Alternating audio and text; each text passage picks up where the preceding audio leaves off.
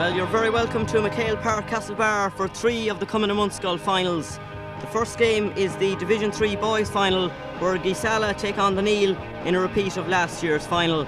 That's followed at 6:30 by the Division 2 final, when Knock take on Louisburgh, and the final action comes in the Division 1 final between Ballina and Claremorris. So the first game, a repeat of last year's final, the Division 3 decider between Geesala and the Neale. The referee is Liam Higgins, and I'll just run down through the lineups. We're looking at the Neale at the moment. So in goal for them is Pádraig O'Malley. Their backline is Patrick O'Connor, Owen Hughes and Robert Kennedy. In midfield, Pat Casey the captain and John Varley. And up front, Paul Colleen, Sean McHugh and Johnny Linsky. So turning to Geesala, the defending champions at this level, in goal for them is David Munnelly. Their backline, Patrick Coyle, Alan Coyle and Eivor Toher. In midfield, Eugene Kennedy the captain and Martin Scanlon. And up front, Ronan Cuff, Patrick Murphy and James Bilbo.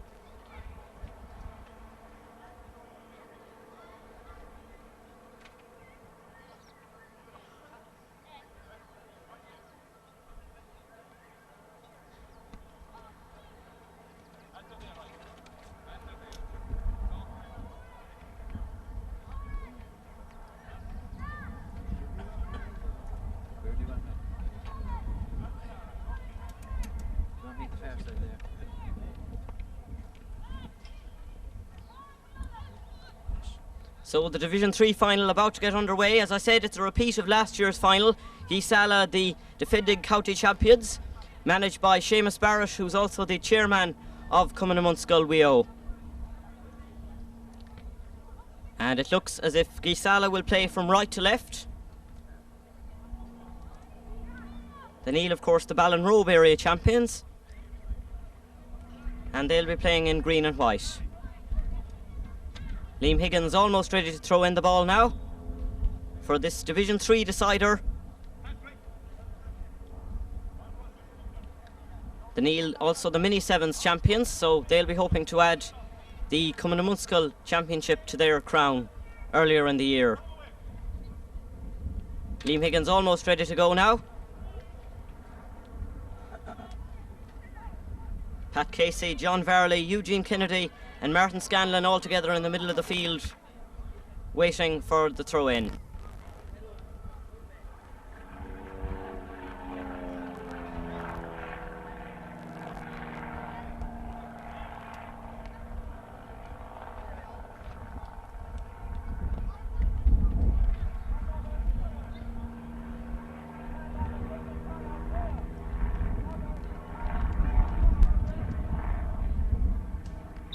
So the game is on, the Division 3 final underway, and immediately John Varley picks it up for the Neale. Seemingly fouled, but no free given against the Geesala man. And quickly, well won by Owen Hughes. A long ball into the Neale forwards, and the first free of the evening given to Geesala. So it's taken and it's gone in high and over the head of a Neale defender, and out comes David Munnelly, but he's lost it, and there's a chance here for Geesala.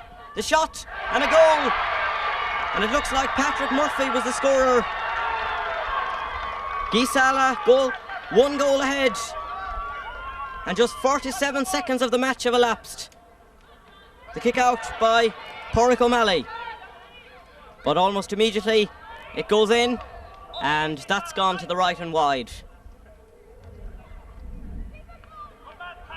So Geesala getting the best possible start of the game.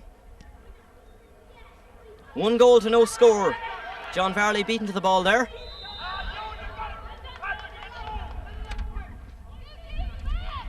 But Eugene Kennedy fouling Varley, and Varley sends a quick one in.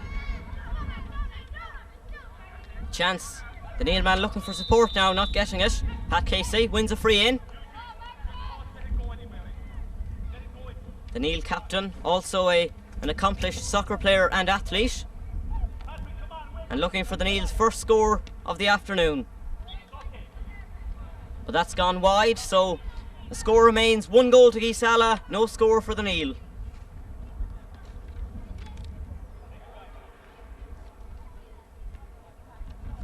So goalkeeper David Munnelly, one of 3 veterans of last year's success on the Geesala team, kicking out.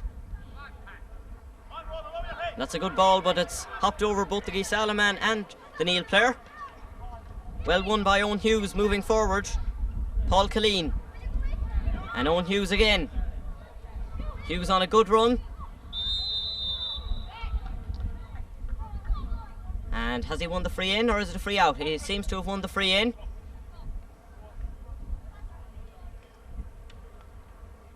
Still on the ground. No treatment coming on as yet, but Dermot Kane appears to be coming on the pitch now. Very hot conditions, of course, for the players to be playing in.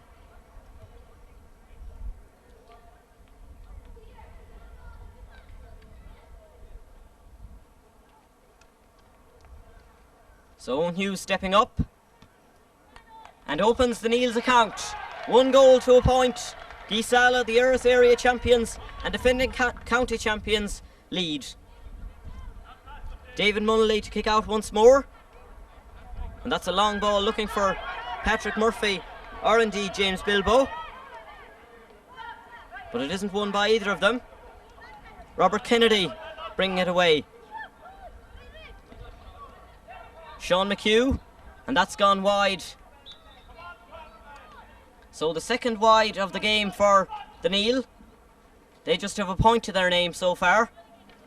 Paul Killeen unable to keep the ball in play. Munnelly to kick out once more.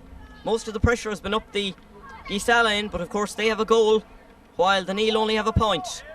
Paul Killeen, a 1-2 with Pat Casey not quite coming off, and a number of Geesala men there to clear it away. Aver Toher. And Ronan Cuff, and back again. A long ball by Martin Scanlon, and the goalkeeper having to go back there. Gone a long way out of his goal, of course. Porrick O'Malley sporting the baseball cap to keep the sun out of his eyes. And a very scorching sun it is too at McHale Park, Castlebar. Not a good kick out. Eugene Kennedy lays it back. And Martin Scanlon shooting with the left foot and putting it over the bar. 1-1 to a point now. Geesala in the lead. Porrick O'Malley kicks out once more. And that one nearly going as far as Sean McHugh, but not quite. And Geesala launched another attack. Aver Toher coming a good way forward. But a free out for the Neale, quickly taken by Sean McHugh. Paul Killeen lays it back. And good running here, Pat Casey. And Paul Killeen. And it's gone to Casey. And he's got it over the bar with his left foot. So 1-1 to 2 points now. 2 points between the two sides. Patrick Coyle. Eugene Kennedy. A good ball and good running here now by Geesala. And that's an excellent point. Martin Scanlon's second point of the game. So 1-2 to 2 points. And once again there's 3 points between the sides. 5.5 minutes gone now. The 20-minute half, of course, for Division 3 matches. Martin Scanlon will take this free for Geesala. Seems to be taking most of the Geesala frees. 2 points to his credit already. He hasn't managed a third, but Neale goalkeeper there, Porrick O'Malley, very lucky to get away with that.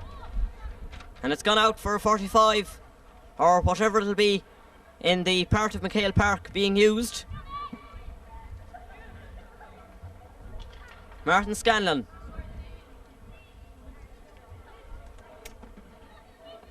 Taking this one from the ground.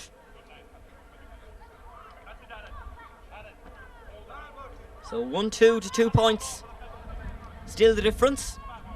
Martin Scanlon hoping to increase Geesala's lead. And he does just that. Martin Scanlon's third point now, and that's 1-3 to 2 points. Scanlon having scored all of Geesala's points so far. Patrick Murphy, of course, who had scored 31 goals going into this game this year, and he's now made that 32. Martin Scanlon once more. The Neale coming under increased pressure now.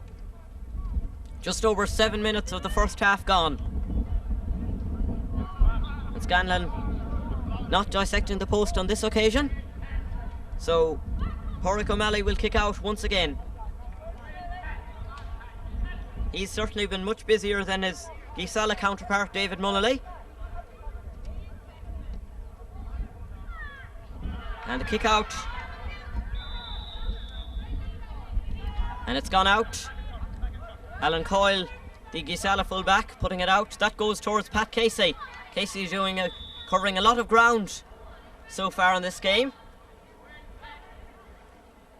Players, of course, having to pace themselves in this kind of heat. 40 minutes in total to be played, and we've had 8 of those minutes played already. Owen Hughes once again comes up to take this. John Varley appears to have gone back now on Patrick Murphy. Perhaps that's just a temporary measure while Hughes takes this free. He's got a point already, and he's got a second now. 1-3 now to 3 points. A goal separates the sides once again. David Mullally finds Eibhear Tahir, and quickly Patrick Coyle finds another teammate. And Martin Scanlon looking for a free from Pat Casey, or from Liam Higgins off Pat Casey, doesn't get it. A 1-2 there with Eugene Kennedy, the captain. And Scanlon puts it over the bar once again. An excellent point. 1-4 now to 3 points, and he scored all of the Geesala points. Pádraig O'Malley coming a long way out of his goal to hit that one. And cleared up.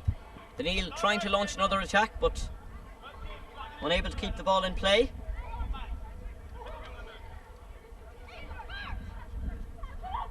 Martin Scanlon taking everything, it appears, for Geesala. Frees and sidelines.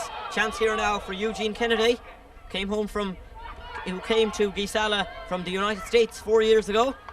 That's gone out for a 45 for Geesala. So it's interesting to note that just one of the Neale points has come from play. 2 Owen Hughes points, and they were both from frees. Pat Casey scored with his left boot, of course. Martin Scanlon to take this once more, being encouraged by Seamus Barrett,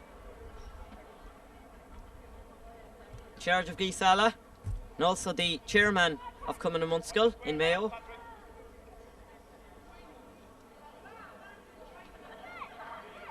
Scanlon floating this one in, and over the bar. Scanlon extremely accurate from frees now, and that's 1-5 to 3 points. And Scanlon, once again, I've repeated this a few times and it hasn't changed yet, he scored all of Geesala's points. So the Neale launch another attack. Robert Kennedy's long ball, a chance now, 2 Neale players there, but Geesala managed to get it away. Eibhear Tahir, and cleared by Patrick Coyle, and a chance now, Patrick Murphy knocking it down, but Ronan Cuff unable to put it past Pádraig O'Malley. So another sideline ball for Geesala. The defending champions beat the Neale by a big margin in last year's final. Still quite close, but there's 5 points between the sides. Scanlon sending it across, and a chance. The Neale trying to clear. and Patrick O'Connor emerges with it. But Geesala once again come down the field and win a free.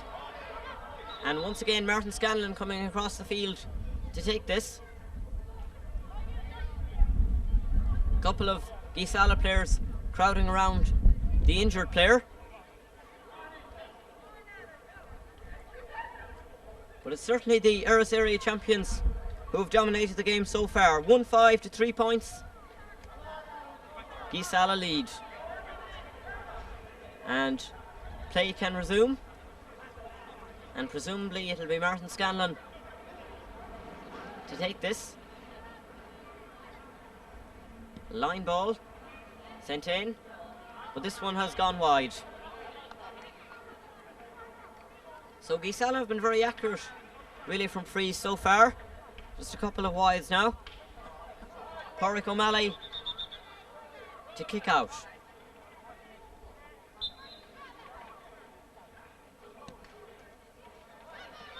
And that's aimed for Owen Hughes. And certainly it appears now that Hughes has been moved out to midfield, with John Varley going back to Patrick Murphy. Martin Scanlon floating it in, but Robert Kennedy carries it out for the Neale. Finds Owen Hughes. Hughes belting the ball up the field. And a chance now for the Neale perhaps, but it just wouldn't break right for them. Geesala can clear. Very good teamwork being displayed by the Erris area champions. Patrick Coyle. And a good ball. And a chance now. Eugene Kennedy releases Ronan Cuff. Cuff looking for a free, doesn't get it. Hacked away by Robert Kennedy. And Paul Killeen, who'll be playing in Croke Park in the Mini Sevens exhibition later in the year, has won a free, takes it himself. But Geesala clear once again, very solid in defence. Eibhear Tuher, Eugene Kennedy back to Tuher. Long ball. And Robert Kennedy is back there. Kennedy wins a free. Takes it quickly. Chance now, Pat Casey wins another free. Game has been very free-flowing so far. But this is a free for Geesala now. So Ronan Cuff making a run. Perhaps he'll be found by Eugene Kennedy. No, Kennedy opts for the short pass. Geesala powering through the middle now. Martin Scanlon. And a chance for Patrick Murphy. No, it's come off the post. Excellent teamwork being displayed by Geesala there. Scanlon found James Bilbo, who found Murphy, but Murphy unable to find the net. Pat Casey at the other end of the pitch now, a great run, and he's put it over the bar again with his left foot. So 1-5 to 4 points now. 4 points the difference between the sides. Pat Casey having scored half of the Neale's total, the other half supplied by Owen Hughes.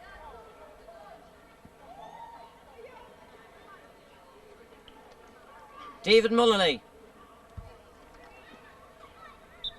With 15 minutes gone now, just 5 minutes to half time. Mullally getting a long kick out, but unable to find one of his own teammates. That's Patrick O'Connor. And a long ball in, looking for Paul Killeen. Killeen catching, looks for support, fisted across goal, and a chance now. And the shot, and it's a goal! Johnny Linsky finds the net. One of the stars of earlier Neale games, and he's found the net exactly when they needed it. 1-5 to 1-4 now. Just a point between the sides. Geesala surging upfield. But the Neale win a free. The Neale will definitely be on a high after that Linsky goal. Pat Casey will take this free. Sends it in to the heart of the Geesala defence. And a free in. Patrick Coyle protested his innocence to no avail. Liam Higgins awarding the free in to the Neale. And Owen Hughes has taken all the Neale frees. all from the ground, of course. Although in Cumann and mbunscol you can take it from your hands, even if you haven't been fouled, but Hughes has opted to take it from the ground, looking for his 3rd point, but doesn't find it. They've won a 45 instead. He won't be too happy with that. He's been quite accurate from frees so far in the game.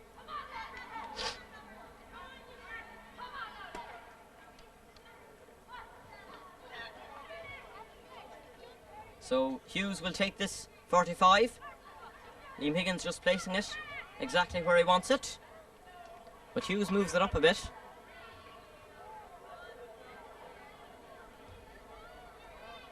There's 3 Neale players further than the ball. Well, Sean McHugh has come very far out now, and Hughes sends that one wide. So it remains 1-5 to 1-4. Geesala the leaders. 17.5 minutes gone. And David Munnelly only going as far as Sean McHugh, who's also appears to have changed position. And Abertar goes down on it. Wins a free out. It's quickly taken, but it'll have to be taken again. In fact, it's going to be 45.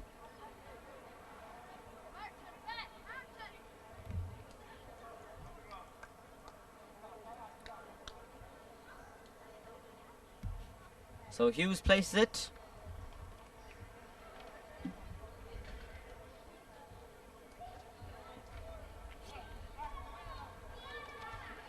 Shouts of encouragement from the Neale players. He slipped it as he hit it, and it went to the right and wide. 18.5 minutes gone now. David Munnelly takes a quick free out, or quick kick out, but only finds a Neale player. Robert Kennedy sends it in high. Paul Killeen unable to keep it in play, as is Johnny Linsky. So David Munnelly, who's been quite accurate with most of his kick outs so far.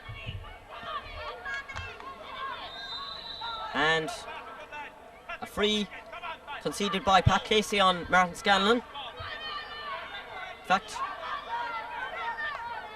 it was on Alan Coyle, and Coyle takes it himself. A high one in, looking for James Bilbo. Bilbo wins a free in.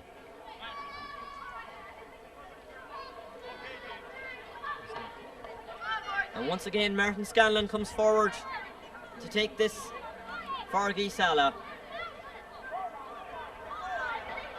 1-5 to 1-4. There hasn't been a score since that Johnny Linsky goal, which brought the Neale to within a point of Geesala. Well, you can make that 2 points now. Martin Scanlon scores his 6th point, and Geesala's 6th point. 1-6 to 1-4.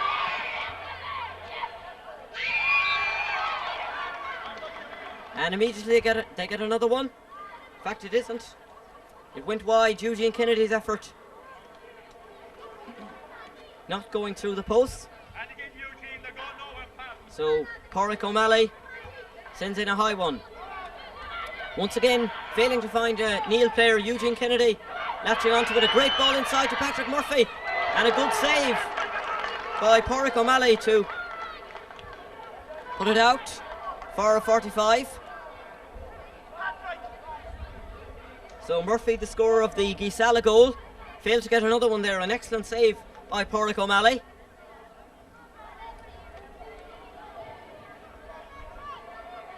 Martin Scanlon to take another 45. We're playing injury time now. Almost 21 minutes gone. And Scanlon puts it over the bar. So that's 1-7 now to 1-4 for Geesala. All of Geesala's scores coming from Martin Scanlon, but the points, of course. But there's time for no more in this first half, as the first Geesala got a wonderful start, of course. Patrick Murphy's goal, the Neale hit back with an Owen Hughes point, and Martin Scanlon responded with a point for Geesala. Pat Casey got a point for the Neale. Scanlon then got 2 points for Geesala, Owen Hughes got his second point for the Neale, and Scanlon got 2 more points for Geesala. Patrick Murphy very unlucky not to have scored his second goal on that occasion, hitting the post. And Pat Casey then got a point. Johnny Linsky getting a goal, but just on the stroke of half time, Martin Scanlon scoring 2 points to leave the half time score Geesala 1-7, the Neale 1-4.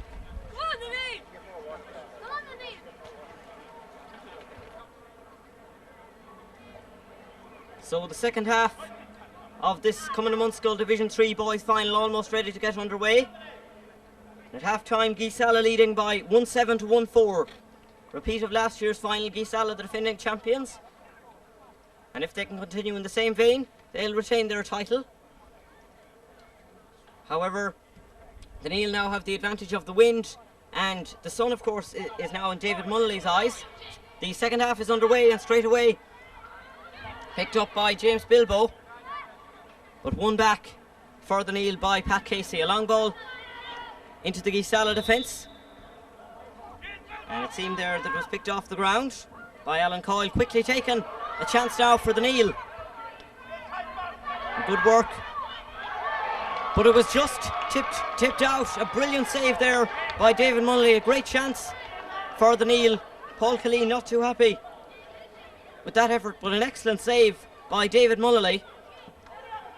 So Owen Hughes to take this 45, the first of the second half. 3 points separate the sides.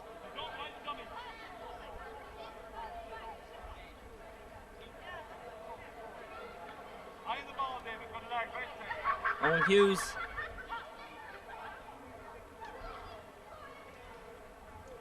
lining up.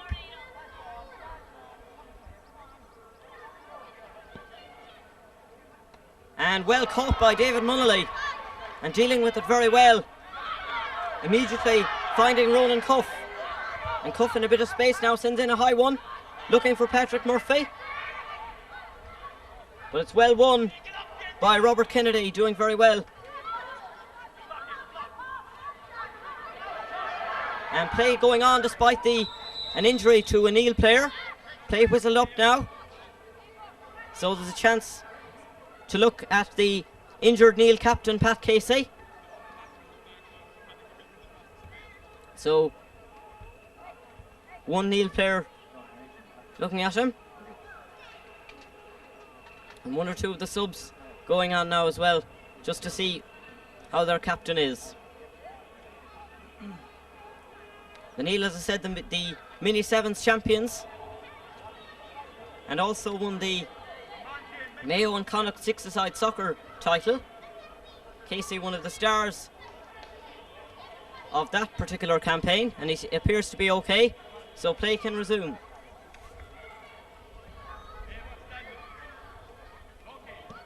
And it's taken, but it's gone wide. Paul Killeen putting it to the right of David Munnelly's goalpost. So still no score. Just 2 minutes into this second half. Johnny Linsky picking it off the ground. And a free for Geesala. Alan Coyle taking it quickly, and a chance now. James Bilbo quickly on. Good teamwork here by Geesala. Laid back by Patrick Murphy, but well picked up by Owen Hughes. Hughes blocked, trying to get past Eugene Kennedy. Finds John Varley, who's moved forward for one of the first times since the beginning of the game. Pat Casey moving on now. A good run by Casey. Appeared to hop it twice. Brilliantly blocked down by Geesala. And Martin Scanlon clears his lines, looking for Patrick Murphy against Owen Hughes, who appears to have reverted back to the position he started in. Murphy fisting it. James Bilbo, but the Neale managing to win it back. Owen Hughes finding Sean McHugh, and a good ball. In fact, it's not a good ball, looking for Johnny Linsky, but Geesala quickly able to clear with Alan Coyle. Patrick Murphy shooting, and stopped by Porrick O'Malley, the Neale goalkeeper. Cleared quickly there by Robert Kennedy, but it's only gone as far as Geesala. Eugene Kennedy. A 1-2. But the Neale managing to win it back. And a brilliant catch. Geesala very solid in defence so far in the second half. Martin Scanlon. Eugene Kennedy shoots, but puts it to the right and wide. So after 4 minutes play in the second half, there's still no addition to what the score was at half time. That was 1-7 to 1-4 favour of Geesala. The referee just whistling up play for a moment.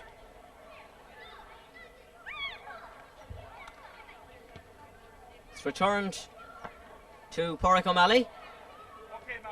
Perhaps he was told not to be coming so far out when he's kicking the ball out.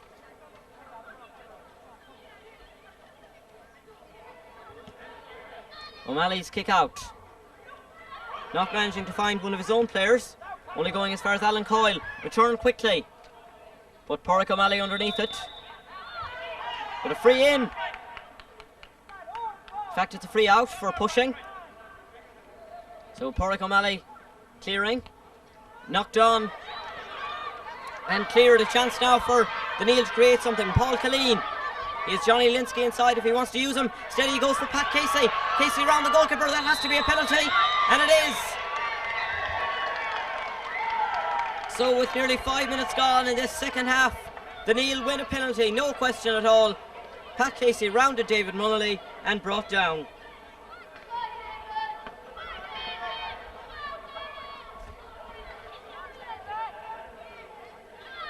So it looks like Casey himself is going to be the taker. A couple of the Neale subs moving down to get a better view of the action. Casey shoots, but puts it over the bar. He won't be too happy with that. They've got a point. 1-7 to 1-5 now. The Neale lead. Geesala lead. That could have put the Neale level, but Pat Casey getting a point instead of a goal. So Martin Scanlon, the left boot, 1-2, and he gets it back. Sends in a high one. That's hopping out and wide. So still 2 points between the sides. The Irish area champions and defending county champions Geesala are the leaders. Pat Casey now winning a free. Casey takes it quickly. Paul Killeen looks for support, but it's not forthcoming. He manages to get a boot to it and finds Johnny Linsky. Linsky the scorer of the goal in the first half. But good defending by Eugene Kennedy. And it's only hacked across the goal. Pat Casey's shot is blocked down. Well won. The Neale might get a score here. Played back by Sean McHugh. Pat Casey again. Casey shoots and puts it over the bar. So just a point between the sides now. 1-7 to 1-6. And I think that's the closest the sides have been to being level. Geesala have never lost the lead. Perhaps they're about to lose it now. They still haven't scored. 7 minutes into the second half. They haven't scored in the second half, that is, of course. But they might score now. They've won a free in. Once again, Martin Scanlon in attendance to take this.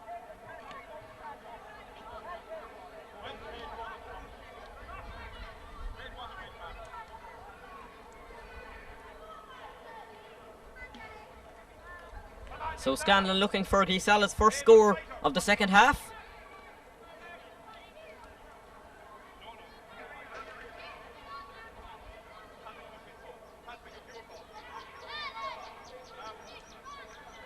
So a few options here. He could put it over the bar, but there's 3 Geesala players hovering around the square. He drops it in, looking for Patrick Murphy. The fist didn't come off for Murphy, but it still could come off for someone. Pat Casey brings it out. Actually, that's not Pat Casey. That's Patrick O'Connor. John Varley, a long clearance free into the Geesala defence, but Geesala win a free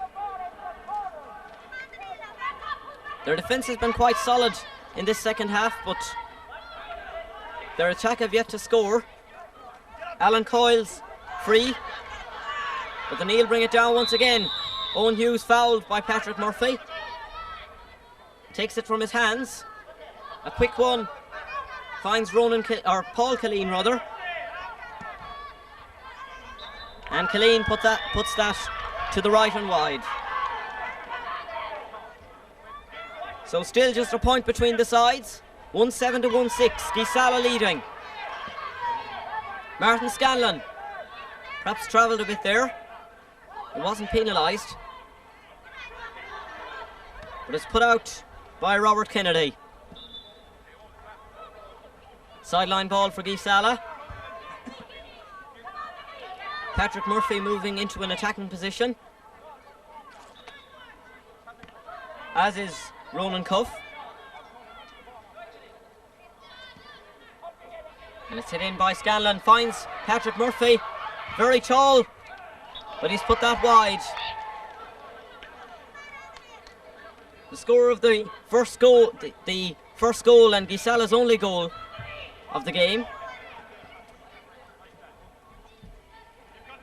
But so far all the points have come from Martin Scanlon. Certainly a very key member of the Geesala team. Porrick O'Malley's kick out. Eugene Kennedy holding on to it for too long. Seamus Barrett not too happy. But they have a free at the other end of the pitch. Eibert Tuher takes it quickly. Finds Eugene Kennedy. Kennedy looks for support. Kennedy taking the sideline ball, and that's a good ball. Patrick Murphy is after this, but quickly out is Porrick O'Malley to avert the danger. Owen Hughes clearing. Sean McHugh now, the Neale full forward. Playing it inside. Pat Casey is on a run now. Seemingly fouled, and he wins the free from Alan Coyle. 10 minutes gone now in this second half.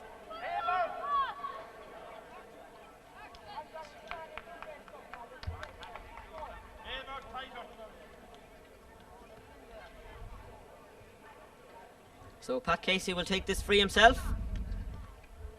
And he's put it over the bar. And by my reckoning, that puts the sides level. 1-7 apiece. The first time in the game the Neale have been level. In fact, both sides have been level, but the Neale have always been behind in the game up to this. And I think that message has got through to the players at this stage now. A lot of encouragement coming from the stand on the far side. Geesala hoping to get it up the field now so that they might get a score. Patrick Coyle.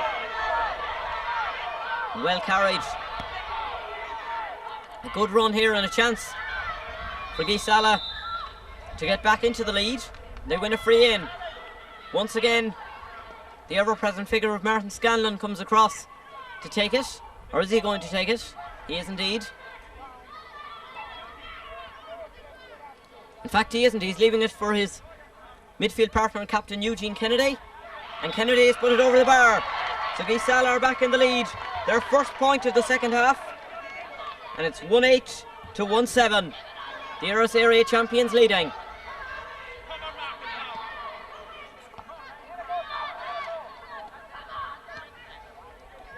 Meanwhile, back with the play. It's up the Neale side. Robert Kennedy now for the Neale. Finding Pat Casey. Casey being held quite a lot. Finds Owen Hughes. Hughes, very strong player on a run. And he's won a free in. Liam Higgins from Squel Porrick Ballina, the referee. And they'll be involved later on, of course, in the Division 1 final at 7:30. Owen Hughes to take this free, to get back on terms with Geesala.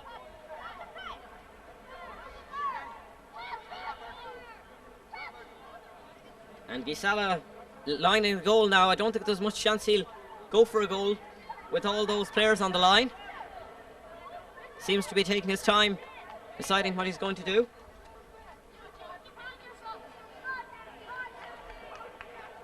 And play has actually been held up because Eugene Kennedy, the Geesala captain, is injured, but he's okay again.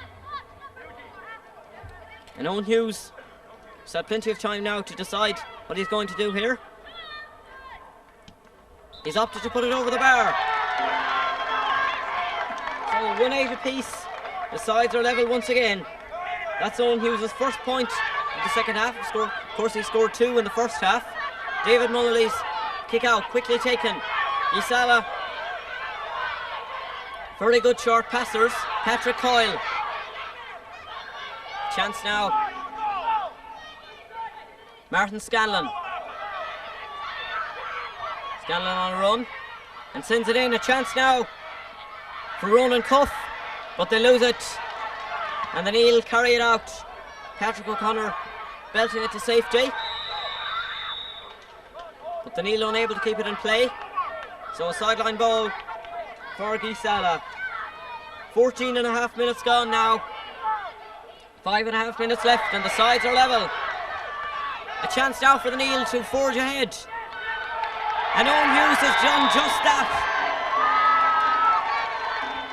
Hughes, the scorer of the last Neale point, and now he's got another. And the Neale go into the lead for the first time in the game. 1-9 to 1-8.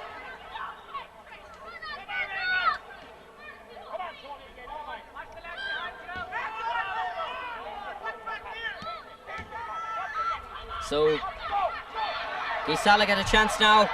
Patrick Murphy homing in on goal and fouled by Patrick O'Connor.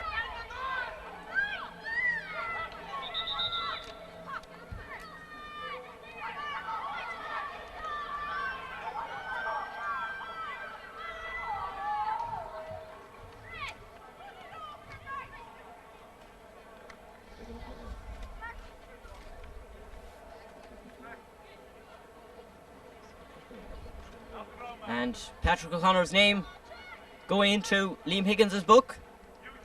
The first player to have his name taken in the game.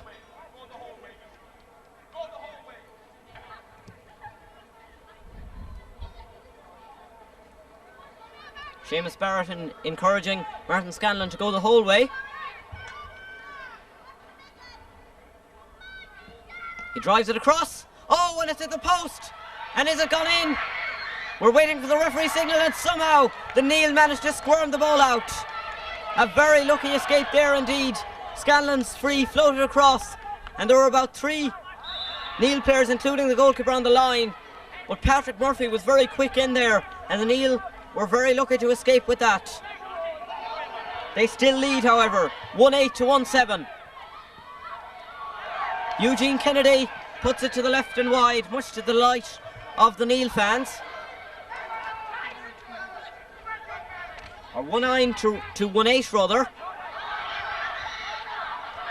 But it could be 1-9 apiece now. Quickly, Pádraig O'Malley out. So that lone point separates the sides. With about 17 minutes gone, just 3 minutes left of ordinary time. Of course, we had that injury to Eugene Kennedy a little earlier on. Paul Killeen, a good ball looking for Pat Casey. But Geesala managed to clear it, or have they? Pat Casey tripped by Patrick Coyle. And he's leaving this one for Owen Hughes. Hughes, who's looking for his 5th point with this if he opts to try and put it over the bar. He's taking it from his hands. But he won't be happy with that one at all. Sean McHugh not able to keep it in play. So renewed support coming from the sidelines, particularly the stand on the far side, as David Munnelly kicks out. A tussle in midfield there, which Pat Casey wins. Casey on a great run now here. He shoots. Oh, it's come off the bar. And he'll be very disappointed with that. Some of the Neale subs putting their head in their hands. Can't believe that it either didn't go over or under. Meanwhile, back with the play. A good run here by Alan Coyle, I think it is. but Geesala failing to go ahead. Tony Lindsay, of course, the substitute on now. Not able to put that over the bar. But there's a chance here, Patrick Murphy, and it's tipped over the bar. A good save by Pádraig O'Malley. But the sides are level once again.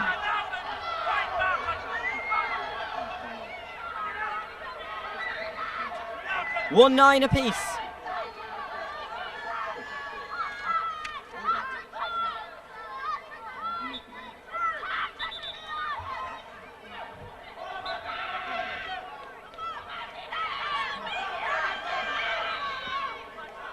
And they've opted, the Neale have opted at this stage to let John Varley take the kick-outs from the ground rather than their goalkeeper. And there's a chance now for Geesala. Can they get ahead? Battling in there with two Neale defenders, but numbers winning. In fact, they've conceded a free on Tony Lindsay.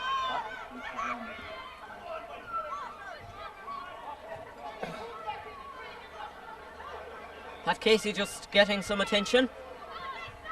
Pat Byrne, who's involved with the Neale and is also the Cumann and mbunscol development officer, is on the pitch now, just attending to the injured player.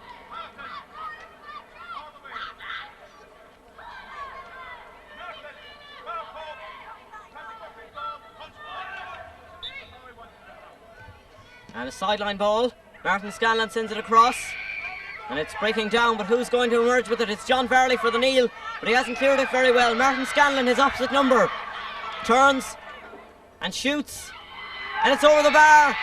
The cheers are from the Geesala fans as they go ahead once again. 1-10 to 1-9. And time is very nearly up now. Is there time for Geesala to get an equaliser? Or perhaps go ahead? It's Geesala who lead, but there's a chance here now. Owen Hughes is on the run. He's brought down and he's won a free in. And this is a great chance for the Neale now, but first of all they'll have to attend to Owen Hughes, who was brought down rather viciously there by his opposite number, Eivor Tucker. Once again, Pat Byrne and a couple of the Neale subs taking a look at the injured player. They've retreated once more. Appears that Owen Hughes is going to be okay. But time very close to being up now.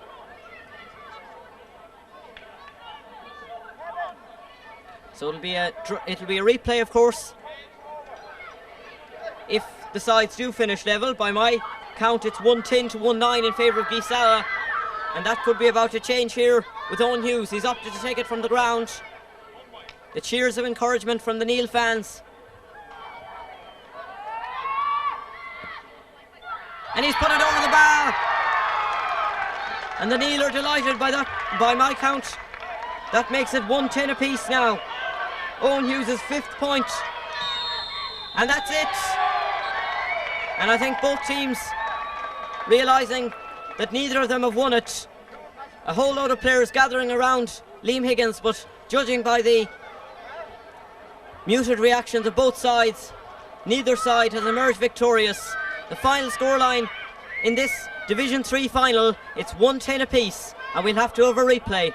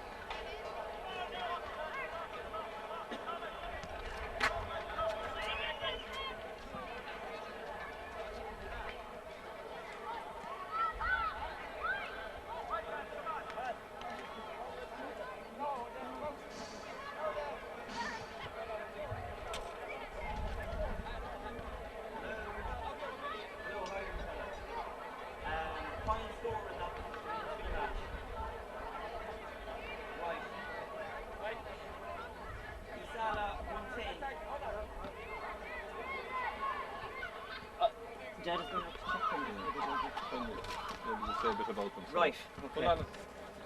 And the Division 2 final is going to be getting underway in a few moments' time. We're looking at Knock at the moment.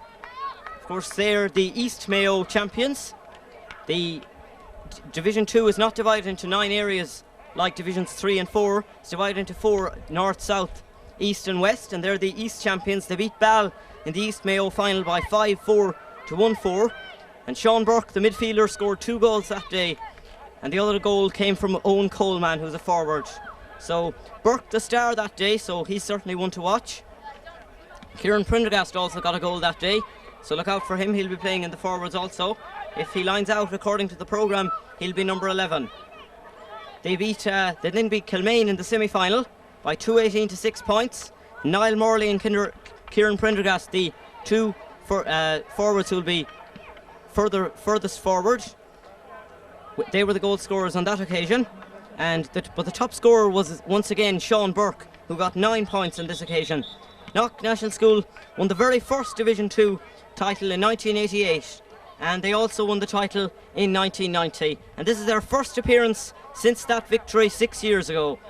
And Knock have already won the hurling title, of course, and their girls drew last Friday against Ohalashin in the girls' A final, so they'll have to go to a replay, but they could conceivably win a treble in Cumann and mbunscol this year, which would be totally unprecedented. Knock would probably be slight favourites, but I'm sure Tommy Jennings, the Louisburgh manager, might have something to say about that. Turning to Louisburgh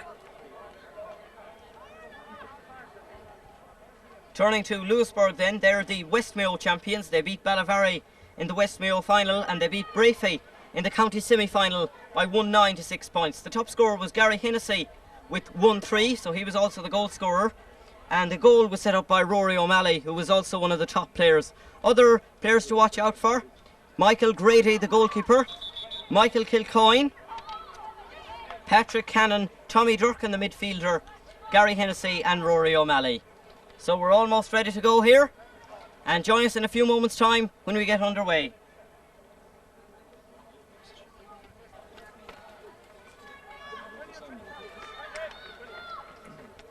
So we're almost ready to start this Division 2 final. Referee Peter Geraghty from Swinford, and we've been informed of a late change in the Knock team. Michael Carty, wearing number 12, replaces Trevor Hyland, number 5, on the Knock team in defence. And we're underway in this Division 2 final, and straight away Knock, playing from right to left, win possession. Sean Burke, one of the stars of the team, to Colm Ford, but he's put this one wide. So Knock starting brightly. As I said, they're appearing in their first final in 6 years, but they've never lost a county final at Division 2 level. The kick out by Michael Grady of Louisburgh, only going as far as Danny Welch, who returns it quickly. A chance now for Knock, and a chance for Colm Ford, and Ford puts it over the bar, laid on by Carmel Burke, who was one of the stars of the Knock team who drew with Ohalashin in the girls' A final last Friday. So 1 point to no score in favour of Knock. Michael Grady will kick out once more, and that's a long one, but again it's won by Colm Ford, the scorer of the only score to date, but that only goes as far as his opposite number, Tommy Durkin. Danny Welch now for Knock. A good ball out to the wing, and a good ball inside by Owen Coleman, and Colm Ford moving forward, and he's got the point. 2 points to no score, Knock lead. And a kick out by Michael Grady, his third of the evening, won by Orla Casby, but Knock get it up the field once again. Sean Burke beaten to it on this occasion, and Louisburgh get a chance to launch their first attack. Gary Hennessy, the scorer of their only goal in the semi-final, to Joseph Dyer, but it's well won by Brosnan Commons, one of the stars of the Knock team, but he won't be very happy with that pass. Tussling in midfield there between Patrick Cannon and Owen Coleman, but it's Knock who emerge with the ball. Sean Burke, very tall and one of the leading players in this Knock side, Won by Brendan Kane for Louisburgh. Kane fouled by Kieran Prendergast.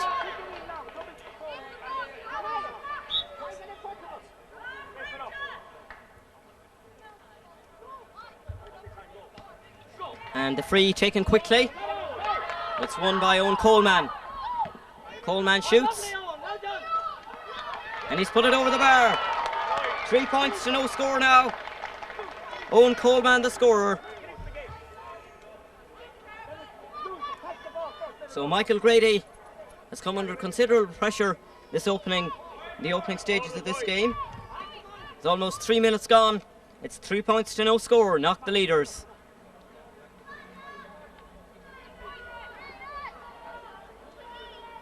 The other hand, David Kilkenny, the Knock goalkeeper, I don't think he's touched the ball yet. Michael Grady, a good kick out.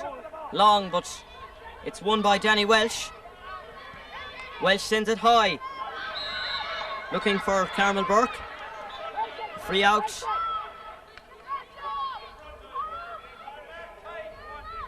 Looks like Patrick Cannon will take it. A chance now for Louisburgh, but that's well cut out. And Knock launch an attack of their own. Owen Coleman, the scorer of the last Knock point. Maybe he'll add to his total here. He's still going. Goes around Brendan Kane, but it's gone wide. So almost 4 minutes gone here now. 3 points for Knock and no score for Louisburgh. Louisburgh have really only launched one attack, but that was snuffed out rather quickly by Bronson Cummins. But they launch an attack at this stage. John Philbin forward, but it's cut out by Bronson Cummins. And a good ball by Colin Ford, but Louisburgh win the ball back, or do they? The two number 7s tussling there, Adrian Healy and Sean Burke. Burke wins this duel, but that's a poor ball. Only finds Tommy Durkin. Out comes Danny Welsh. And a free in for Louisburgh.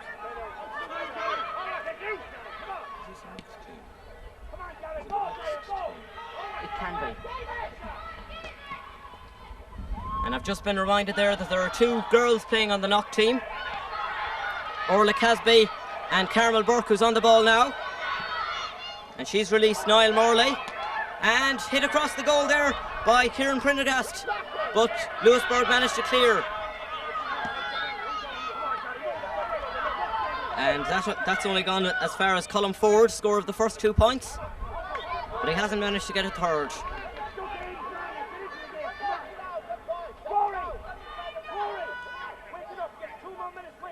So certainly if things continue as they have for the first 5.5 minutes, Knock will add the Division 2 boys title to their hurling title. Of course they have to play Ohalashin in the girls' A replay probably on Friday. Orla Casby and Carmel Burke also involved in that game. And Orla Casby only getting it as far as John Philbin. Quick ball inside. A chance now. Sniffed out once again. Bronson Commons looking for support and didn't get it, and that was a poor ball really.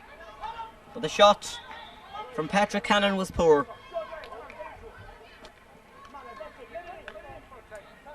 Three points to no score, Knock leading. And I think that's the first kick out for David Kilkenny. But Louisburgh get a shot in at last. Rory O'Malley, the captain on this occasion, cleared out by David Kilkenny. And a chance for Knock now to launch yet another attack. Owen Coleman is calling it for it in the centre, and that goes to him. Coleman going past his marker, shoots. Good save.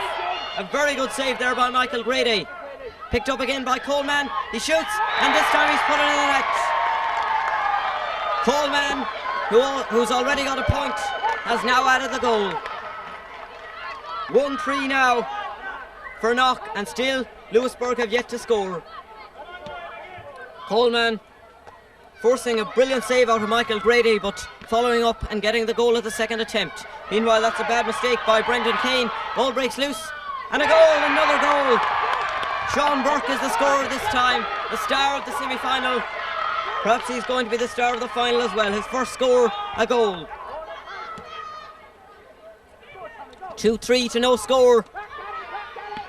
Knocker leading. And that's a good ball in and a chance. And unbelievable. What a goal. Gary Hennessy from way out. The goalkeeper David Kilkenny off his line. Hennessy will probably say he spotted that. Whether he did or not, I don't know. But what a goal, and that's just the lift Louisburgh needed now. Sean Burke for Knock. A high ball in, and a similar situation, but Michael Grady dealing with it well. And cleared by Michael Kilcoyne. A free, which is going to be taken by Tommy Durkin. In fact, it's not Tommy Durkin, it's Patrick Cannon. Cannon is leaving it, in fact, again.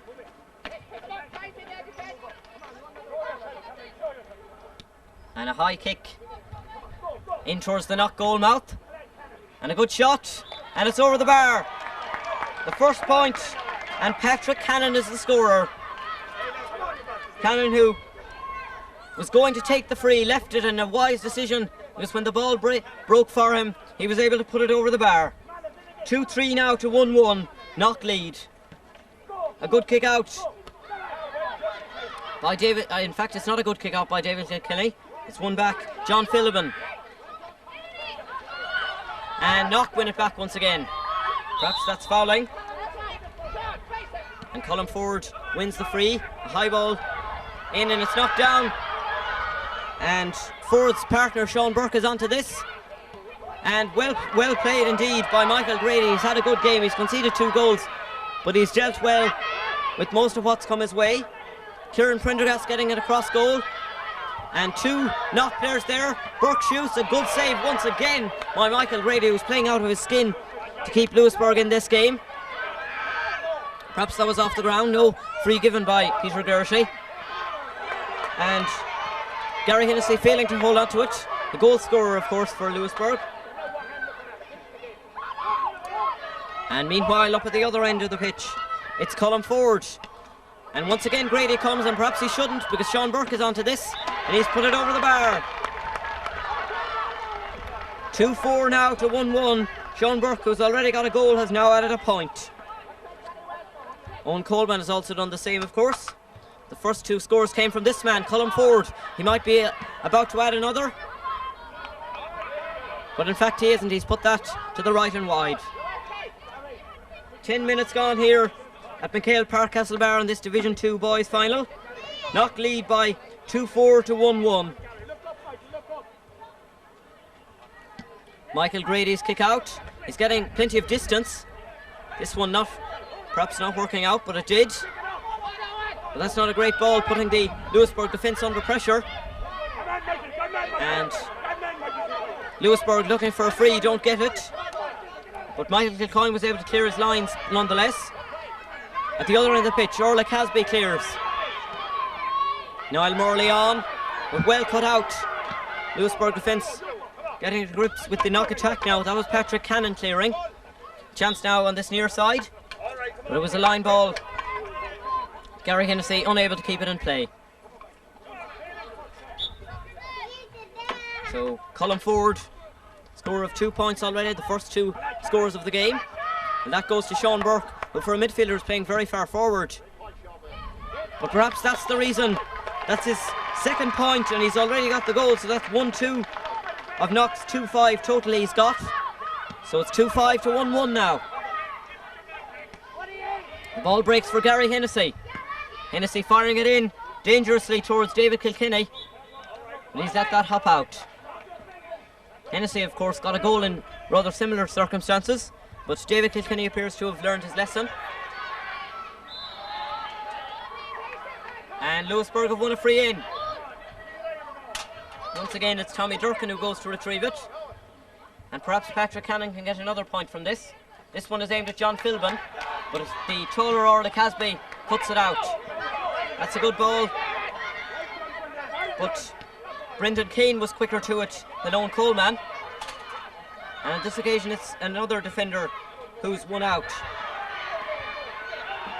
It's Michael Carty, of course, who was the late change on the knock defense, on the knock team. A high ball in by Carmel Burke, who got a wonderful goal in that girls' A final on Friday.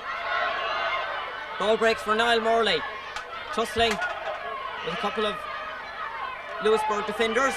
Ball breaks. Adrian Healy is after this. Doesn't manage to keep it in play. So almost 13 minutes gone, 12 and a half really, and it's 2-5 to 1-1. Knock certainly looking the stronger team at this stage, but you have to remember that Geesala led, playing the same way at half time, and the Neale managed to get back to draw the game in the Division 3 final, which was on before this. A high ball in, and that was a square ball, perhaps one or two. Certainly Owen Coleman was in the square. Michael Grady to kick out for Louisburgh, playing a good game between the sticks for the West Mayo side. And Orla Casby letting it bounce past her. John Philbin giving a shoulder, but covering was Danny Welsh. Had a very good opening, haven't seen much of him in the last couple of minutes.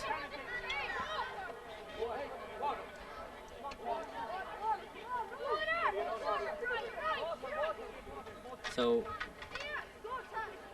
both sides taking the chance to get some water into their system. It's certainly a very hot day here at McHale Park Castlebar for this Division 2 final.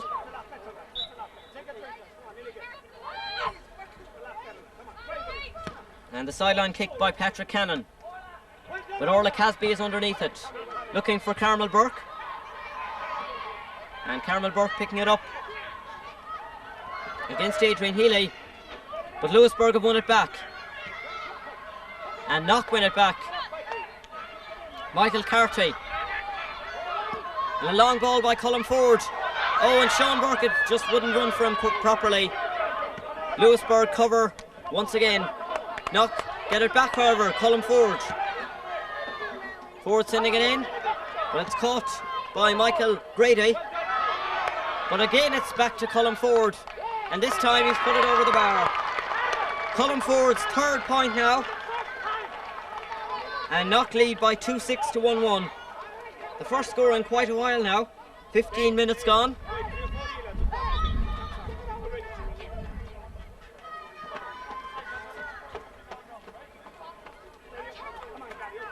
So the kick out by Michael Grady. Orla Casby battling with John Philbin, but it's won by Tommy Durkin. It goes down far side of the field, cleared, and that could go out for a sideline ball. Indeed it has. Owen Coleman unable to keep it in play, playing quite far forward. He's been quite effective as a forward player. Gary Hennessy, the scorer of the goal, both in the semi-final and the final for Louisburgh. Colm Ford doing Trojan work there at the back and in midfield, and that's a great ball for Niall Morley. Chasing is David Heenan. Heenan appears to have won the battle, playing a very good game in the backs. David Heenan, and he's won the free. In fact, he hasn't. He's conceded the free, so he won't be very happy with himself there, giving Sean Burke a chance to add to Knock's total. This would be Burke's third point, and he's already had that goal.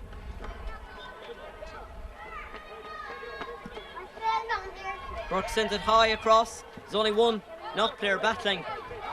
That's Kieran Prendergast, but he fails to keep it in play. Michael Grady looking for Rory O'Malley. It's gone too far for Rory O'Malley and too near for Joseph Dyer to collect. It's Michael Carty who clears it. Chance now, and a good shot across, and the ball is flicked in, and it's a goal! A goal by Kieran Prendergast. When the ball came across, I think it was a Louisburgh hand who actually got the touch on it before Kieran Prendergast walloped the ball into the net. So that's now 3-6 for Knock and just 1-1 for Louisburgh. Louisburgh really would want to score before half-time to get back in this game. Bronson Commons battling with Joseph Dyer. Louisburgh win a free. Looks to be Rory O'Malley, the captain, who will take it. O'Malley sends it across, a dangerous ball. Gary Hennessy, and that could have been a repeat of the semi-final goal, of course. O'Malley the assister and Hennessy the finisher. But Sean Burke clears a brilliant ball now. And he's found Niall Morley in space and he shoots. But it's just gone wide.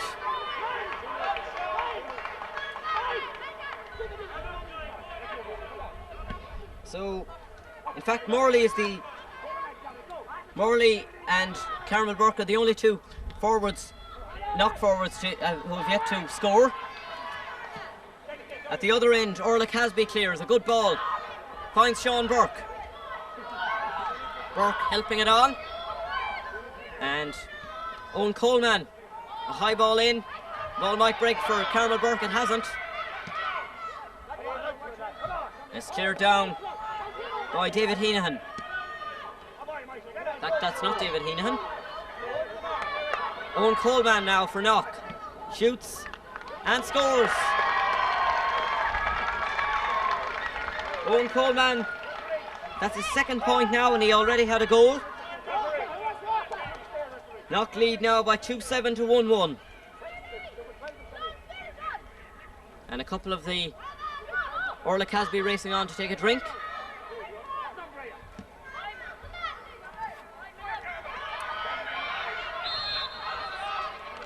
And Declan Kane is now being introduced as a substitute.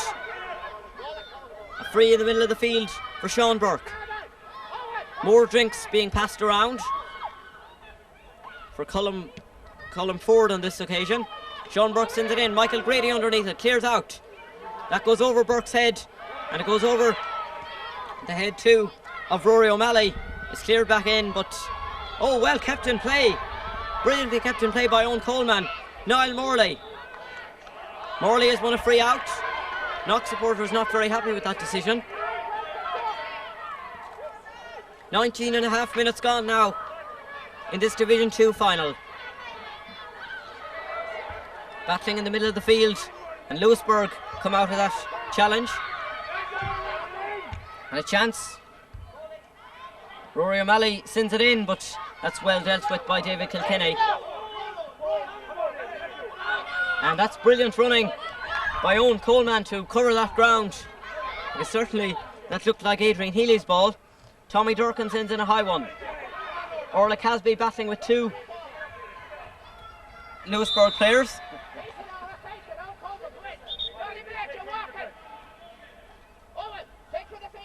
And Adrian Healy winning free from Orla Casby. Healy sends it across, that's a dangerous ball. And blocked in, but it's gone wide. David Kilkenny to kick out for knock. 2-7 to 1-1 now. It's been quite a while since we've had a Louisburgh score, and that doesn't look likely to change in this attack. But Louisburgh doing their best to change that. Ball breaks. John Philbin with the instantly recognisable hairstyle. A free for Louisburgh. And Gary Hennessy. Hennessy sends it across. Is that going to go wide? No, it's well kept in play. And good play by Rory O'Malley. O'Malley sends it across. A chance for Gary Hennessy once more. Hennessy lays it out again. But unfortunately, what would have been a good score, Tommy Durkin not able to finish. That went to the right and wide. So 21 minutes gone now in this Division 2 final. And still David Kilkenny's side lead. But the referee has blown for half time. A half that started off with a number of knock scores. Colm Ford got 2 points. Owen Coleman got a point and a goal. Sean Burke then got a goal. Louisburgh then got a goal from very far out. Gary Hennessy was the scorer. Patrick Cannon added a point for Louisburgh, but from then on it's been all knock really. Sean Burke with 2 points. Colm Ford with a point. Kieran Prendergast with that goal after the flick on, and Owen Coleman supplying the last point of the half. So at half time, knock are the leaders by 2-7 to 1-1. All right.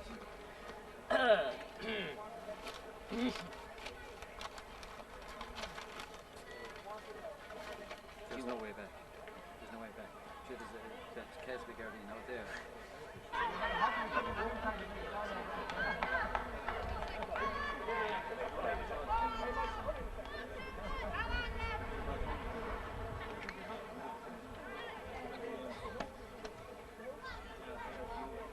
dribbling. I didn't know that, but I was only giving them that there now to save me time at the end of this game.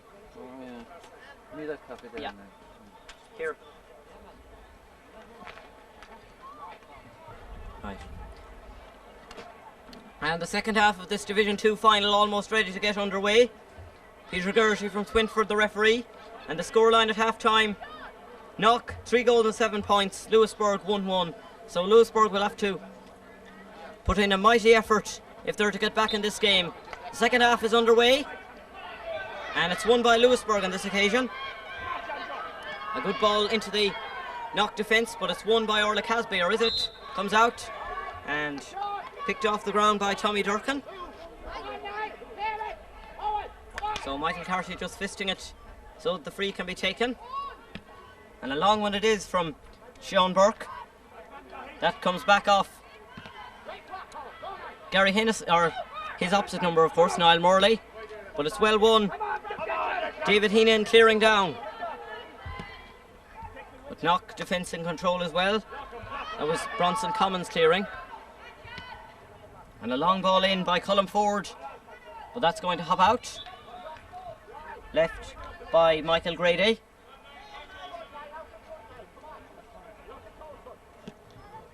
Grady's kick out. Flicked on by Tommy Durkin, but it comes to Carmel Burke. A good ball. And a good shot. In fact, it wasn't. Of course, it was Michael Carty who released Niall Morley there. But still, no score in this second half.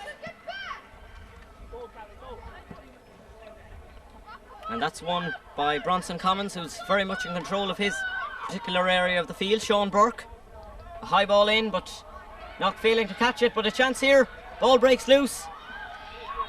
Knock look for support. Owen Coleman gets it over the bar. The first point of this second half.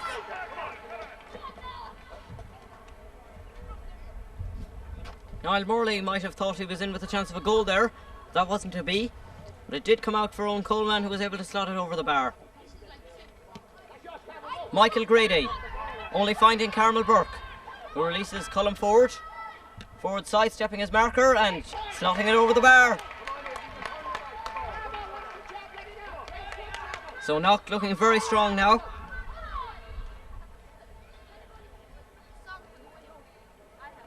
(3-9 to 1-1) the score.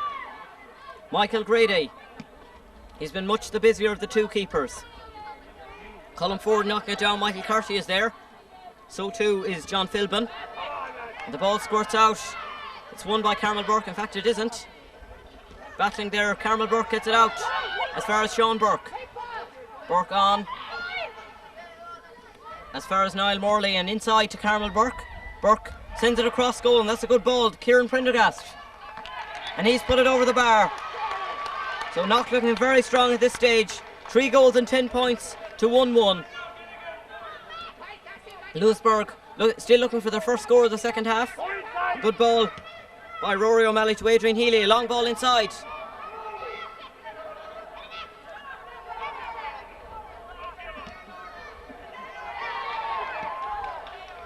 And cleared by Knock. But Louisburgh get it back. A chance now. Declan Kane. But it's cleared out. Carmel Burke winning it for Knock now. Sends it infield. But won by David Heenan, who's been one of the best Louisburgh players. Bronson Commons, who's also excelled for Knock. A good ball cross field. Colm Ford, and on to Sean Burke, who is his midfield partner but is playing in a much more attacking role than Ford. Cleared by Michael Grady, but Ford is underneath this again, well blocked. Pressure being exerted by his opposite number Tommy Durkin, but to no avail. And Knock keep possession, but they don't now. It's cleared down, but Bronson Commons is going to be underneath this. Picks it up and sidesteps Declan Kane. That came off a head, I think. I think it was Michael Kilcoyne's head. So a lot of tackling in the middle of the field now, meaning that there hasn't been that many chances created in the last few minutes. Orla Casby.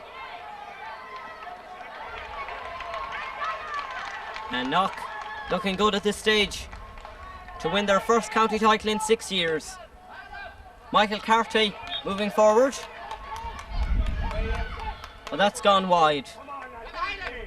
So still 3-10 to 1-1. Louisburgh still looking for their first score of the second half.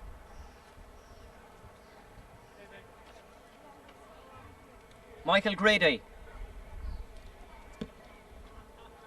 looking for Adrian Healy. Michael Carty seemingly fouled by Adrian Healy. Referee plays advantage. And well played by Niall Morley, going past David Heenahan. But Heenahan forcing him wide, and Knock not able to keep it in play.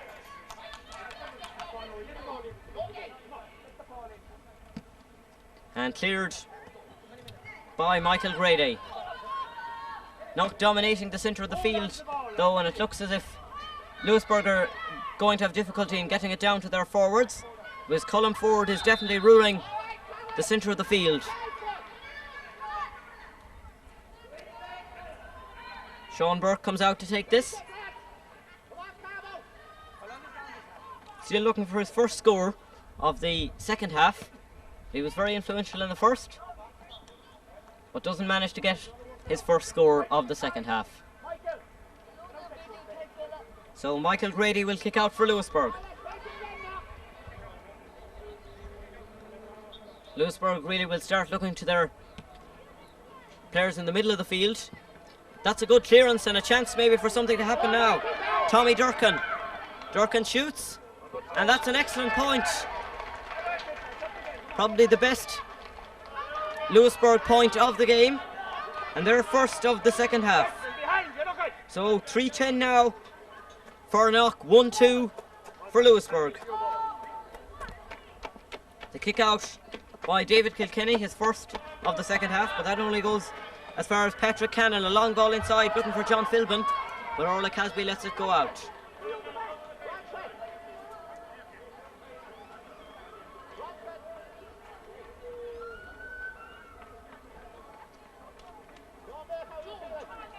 So the kick out for David Kilkenny. His side leading by 14 points. They win a free. A quick ball inside and a chance. And that's a good point by Owen Coleman. His second of the second half. And he also got a few in the first half. 3-11 to 1-2 now. Knock leading. Declan Kane battling there. It's well won by Rory O'Malley, the captain. And cleared by Michael Carty. Late inclusion into this Knock side. Sean Burke. That's not a great pass. And it's easily cut out by Brendan Kane. Kane having difficulty clearing, however. And Kieran Prendergast helps it on.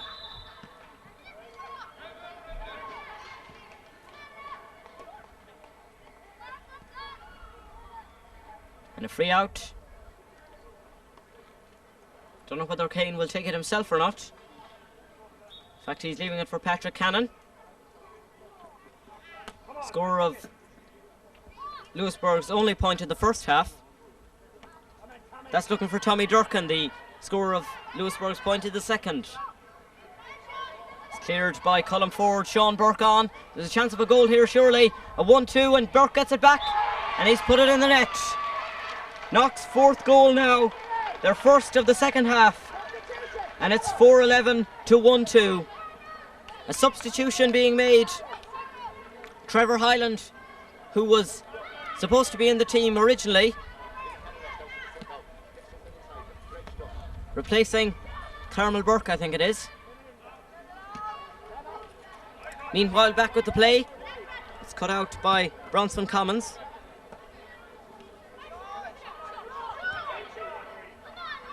And a long ball into the heart of the Louisburgh defence. A chance of a score. Owen Coleman sending it across for Kieran Prendergast, but it's cleared by Michael Grady. That only goes as far as Danny Welsh. Been very solid all through in the Knock defence.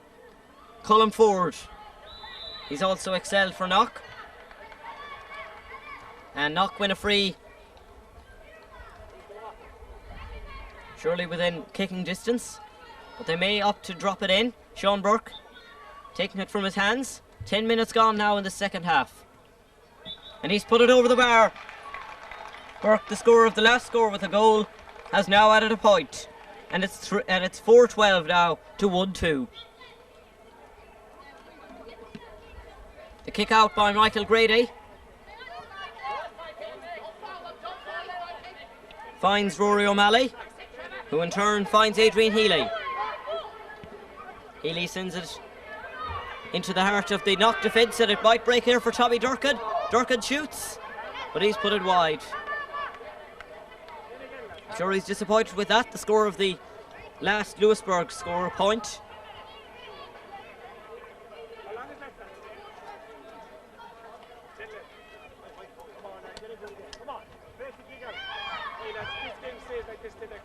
So the kick out by David Kilkenny, and it's won. The battle of the number 5s is won by Patrick Cannon on this occasion. Sends in a good ball for John Philbin. Philbin not able to stay on his feet, and Orla Casby is quickly onto it. Casby sends a good ball, and there's a chance here of a score for Knock. I think it's Owen Coleman, and it's a point. Indeed it is Owen Coleman. His third point of the second half now, as they extend their lead to 4-13 to 1-2. So Knock certainly in control of this game. Looks as if there's no way back for Louisburgh. Tommy Durkin, high ball in, but David Kilkenny will have plenty of time to deal with this. Sends it out towards Bronson Commons, and on again. This is a nice play by Knock now. Colm Ford inside. Michael Carty, a high ball, and a chance here for Knock. Old Coleman, and he's put it to the net.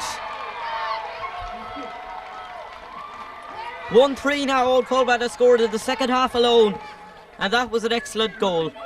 So a substitution being made on the Knock side. Meanwhile, Sean Burke sends it on, and the chance here for Kieran Prendergast, and he's got his second goal and Knock's 6th goal. So it's now 6-13 to 1-2. Still the substitution not having been made yet. Louisburgh, in fact it's being made now as the play goes on, but Adrian Healy might have a chance of a score here, trying to release Gary Hennessy. Hennessy against Bronson Commons is blocked down, and David Kilkenny manages to clear. Kept in play. Good running there by Trevor Hyland. Originally listed on the programme to be on from the start. Came on as a sub for Carmel Burke.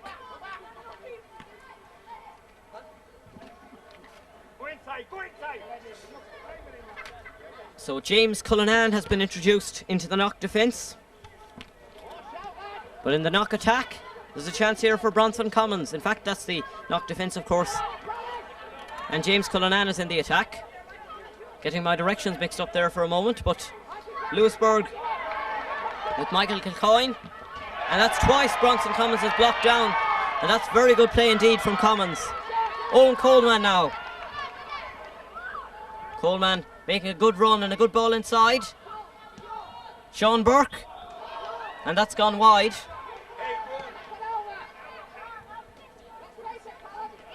The kick out by Michael Grady. Rory O'Malley on to Adrian Healy. These two are combining well for Louisburgh. Louisburgh coming more and more into it, but their pressure hasn't really yielded scores as yet. Patrick Cannon. Cannon's shot is blocked down. Gary Hennessy helps it on. There might be a chance here, but Knock get it back up the field. Good running here now by Trevor Hyland. He only finds David Heenan, however. Heenan clears his lines. And on by Tommy Durkin, looking for Gary Hennessy. Hennessy battling with Danny Welsh. But Orla Casby comes in to cover for Knock against two attackers, Gary Hennessy and John Philbin. And she manages to win the sideline ball. So a couple of substitutions being made. The latest one being one for Louisburgh. Of course, they've introduced two players in the recent past. Owen Grealish now has been introduced, and as I think has John Paul Tiernan. And it's a goal at the other end. Yet another goal now. I think that's the 7th now for Knock. And Trevor Hyland, the substitute, getting on the score sheet. 7-13 now to 1-2. And there's about 16 minutes gone. Louisburgh, who've dominated really for the last 5 minutes, not able to get a score. And Knock break down and get one from Trevor Hyland. Gary Hennessy laying it back for Tommy Durkin. And Durkin wins a penalty just inside the big rectangle. So referee Peter Geraghty signalling a penalty. There was already one, of course, in the other game. Pat Casey hit it over the bar for the Neale in the Division 3 final. So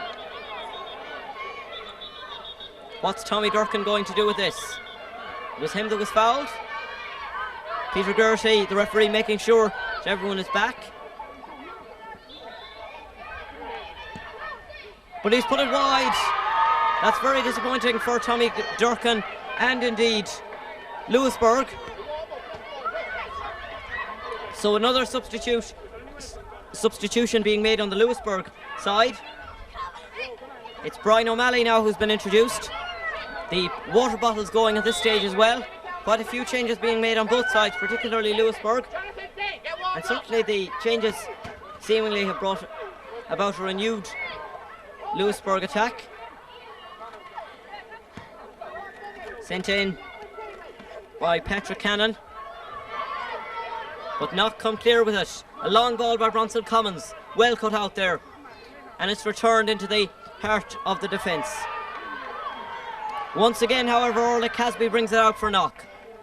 And once again, it's becoming like a game of tennis really on that far side. Going back and over all the time between the two defences. Nothing really being created. A battle going on there between Patrick Cannon and Danny Welsh.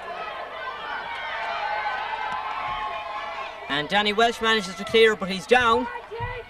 Attention is coming on to him, but meanwhile back with the play. There's a chance now for Knock.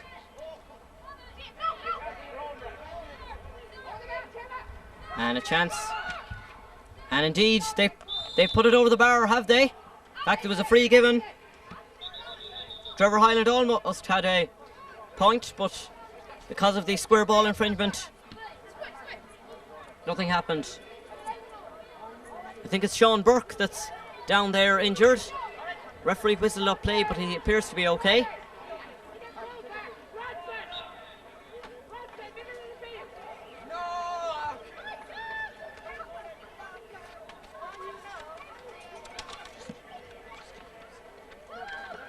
A lot of substitutions, of course, being made now on both sides. But here's someone who's been on from the start. David Heenan clears the lines rather well. But that's cut out. And an awful lot of subs playing now for Knock. James Cullinan there, but it's cleared down immediately. Looks now for Owen Grealish. And it's cleared once again. A chance, Colin Ford still on the pitch, playing a very good game for Knock. It must be disappointing, of course, for Louisburgh to have dominated really a lot of the second half and failing to get any scores. Another substitution being made now as Micheál Murray is introduced on the Knock side. And Owen Coleman getting the congratulations of Knock mentors, having played a very good game in what surely now must be a victory for his side. Joseph Dyer sends it across. Sean Burke seems to be playing in the backs now. That's played up. A chance for Louisburgh. Owen Grealish plays it back, but that didn't quite work out. But Louisburgh managed to get it back. Adrian Healy, and on to Tommy Durkin, one of the stars of the Louisburgh side. He releases Patrick Cannon, or does he? Cannon goes across goal, gets in a shot, and it's cleared by Sean Burke. He's been very solid throughout, both in attack and now in defence. Micheál Murray has it cut out. So we're almost into injury time now in this Division 2 final. Knock leading, and indeed that's it. Knock are the Division 2 champions for the first time in 6 years, and they've won on a final scoreline of 7-13 to 1-2.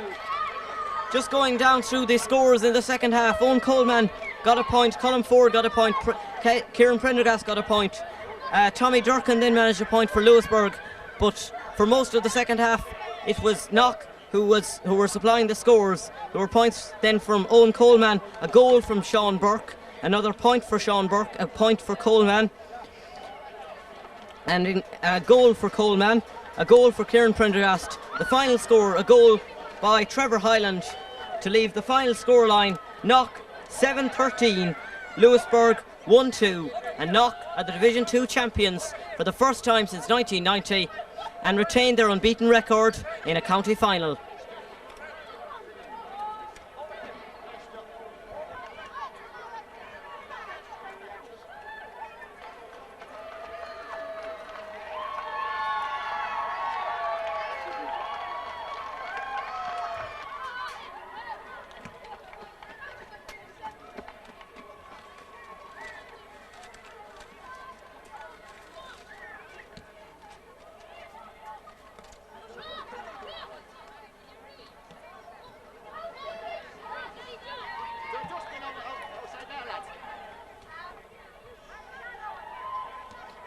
So Claremorris are out on the pitch for the Division 1 final, but meanwhile on the far side the presentation of the Division 2 trophy being made to Knock National School, who were certainly very deserving winners of that county title, winning on a scoreline of 7-13 to 1-2, and they certainly had lots of stars. And I think it's just reward really for Jackie Coyne and all the Knock mentors for all the hard work they put in during the year. Jackie Coyne, one of the nicest people involved in Cumann and mbunscol, and indeed it's great for some of those Knock players certainly who won't be involved in Cumann and mbunscol activities next year, such as Sean Burke, to win a county title before they leave. So we'll have the Division 1 title, we'll have the Division 1 final I should say in a couple of minutes time. We're looking at Claremorris at the moment. They're the reigning county champions, and it's a repeat of last year's final of course, because they beat Squel Porrick Ballina in last year's final. This is in fact their 5th consecutive final. They were beaten finalists in 1992, 1993 and 94, and as I said they won last year's final. They beat Swinford to qualify for the county semi-final, and they had stars that day in Ross Killeen, Paul Maloney, full forward Edward Fahy and right half forward Jeremy Griffith. They beat Newport by 5-17 to 1-4, which was a phenomenal score really in the semi-final. The goal scorers that day were Cathal Heenan, who got a hat-trick, and there were also goals for David Grant and Edward Fahy. The stars that day, goalkeeper Ian Carney, centre-back Brian Naughton, midfielders Paul Fahy and David Clark, and Cathal Heenan. Squel Porrick of course not on the pitch just yet. They were the beaten finalists in last year's competition, and despite having been beaten finalists on 2 occasions, Squel Porrick have never won a county title in this competition. We'll talk about them in a couple of minutes, but just looking a little more at Claremorris, they line out as follows, if they line out according to the way they're supposed to line out in the programme. In goal, Ian Carney, who is a veteran of last year's title win. The full back line, Peter Moran, Patrick Navan and Aidan Fitzmaurice. The half back line, Ross Killeen, Brian Naughton and Paul Maloney. Midfield, Paul Fahy and David Clark. Half forward line, Jeremy Griffith, Cathal Heenan and Derek Glynn. David Grant, Edward Fahy and Enda Reid is the full forward line. They would probably go into the game as favourites, but Squelporrick will certainly give them a very good game, and it should be a tight affair.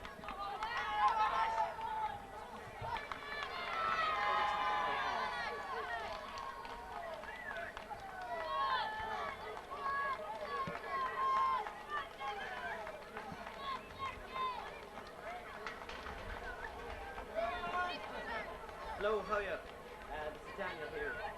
How are things? I just want... They're finished and called. Now, this is very quick, right? Result of the Division 2 mbunscol final, right? Oh, yeah. And the Knock players just leaving the field now. They were the Division 2 champions, of course, and they won on a great scoreline, really, of 7-13 to 1-2. A very comprehensive victory and a thoroughly deserved one for Knock National School. And we're now looking at Squelporrick Ballina. As I said, they were the beaten finalists in last year's competition. They were beaten by today's opposition, Claremorris Boys National School, and they won the Mini Sevens competition in 1988. But despite having been beaten finalists on 2 occasions, Squelporrick are still looking for their first county title in this particular competition. They beat the key Ballina in one of their earlier games by 3-16 to 4 points, and the goalkeeper David Clark saved a penalty. In fact, the stars on that occasion were Clark, Stephen Killeen, Shane Melia and Gerard Hennigan. The goal scorers were Brian Queenan, Kenneth McStay and Gerard Hennigan, so look out for them in the forward line. The semi-final game was also against St Patrick's Castlebar, who they defeated earlier on by 4-11 to 16 points. In the earlier game, these goal scorers were Inder Devaney, Brian Queenan, Kenneth McStay and Jamie Rice, who is actually a substitute for today's game. They also defeated Foxford by 2-9 to 1-4, and Inder Devaney and Brian Queenan, who've been certainly 2 of the stars in the Squelporrick lineup so far this year, they were the goal scorers on that occasion. Their semi-final, as I said, was also against St Patrick's Castlebar, who qualified as the runners-up from the section with the most points. They edged out Pats by 2 points, 4-4 to 2-8, and the stars were David Clark, Michael McHale, Brian Feerick, Inder Devaney, Shane Melia, Brian Queenan, Stephen Hughes and Derek Harrison. Harrison scored 2 goals that day, and Queenan and Hughes also got goals. So we're almost ready to begin now. The referee for today's game is Seamus Barrett, the chairman of Cumann mbunscol WO, and he was also the manager for the Geesala team, who drew with the Neale in the Division 3 final.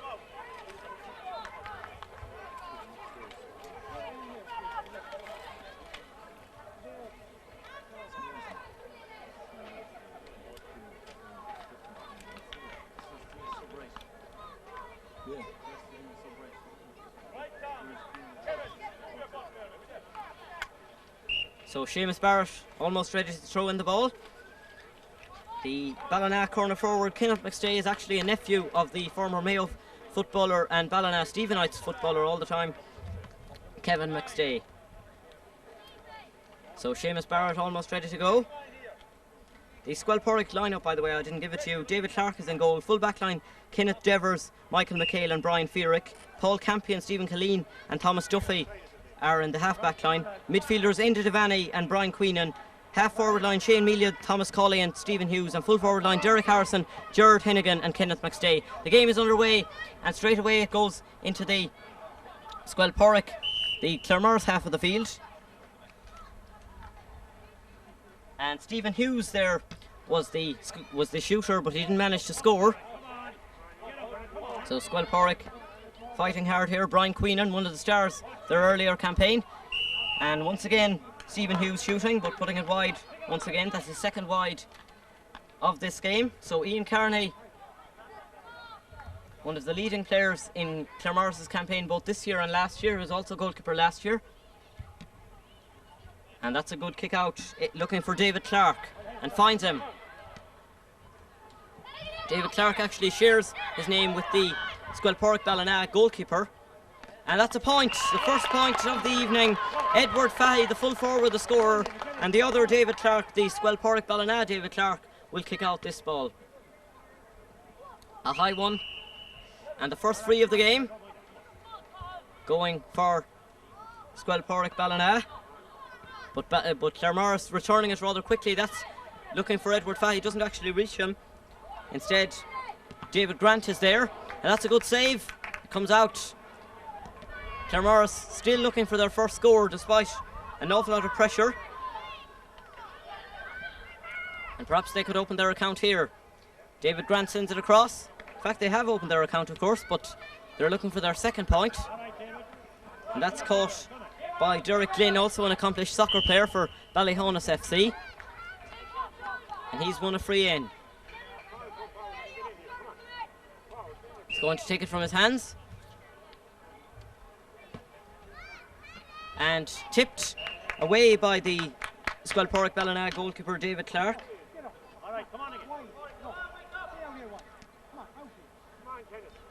So it's going to be a 45. And a couple of the Claremorris forwards lining up around the goal mouth. That's Paul Fahey sending it in.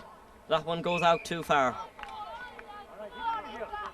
So all the pressure so far coming from Claremorris, and it's them who lead by 1 point to no score. Edward Fahey, the full forward, was the point scorer. David Clark. But again, his kick-out's not really finding his own men. This one goes to Cathal Heenan. Heenan and Derek Lynn battling there as well. And that's flicked in by Paul Fahey, but it goes wide. So David Clark.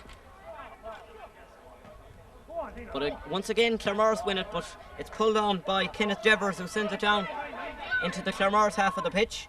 Gerard Hennigan finds Shane Melia. Melia shooting with his left boot, but this one has gone wide. So 1 point to no score. Claremorris, the leaders, the reigning champions, of course. Can they retain their title? Squelporrick trying to draw level now. That one just going over the head of Thomas Cawley. But they've got a point.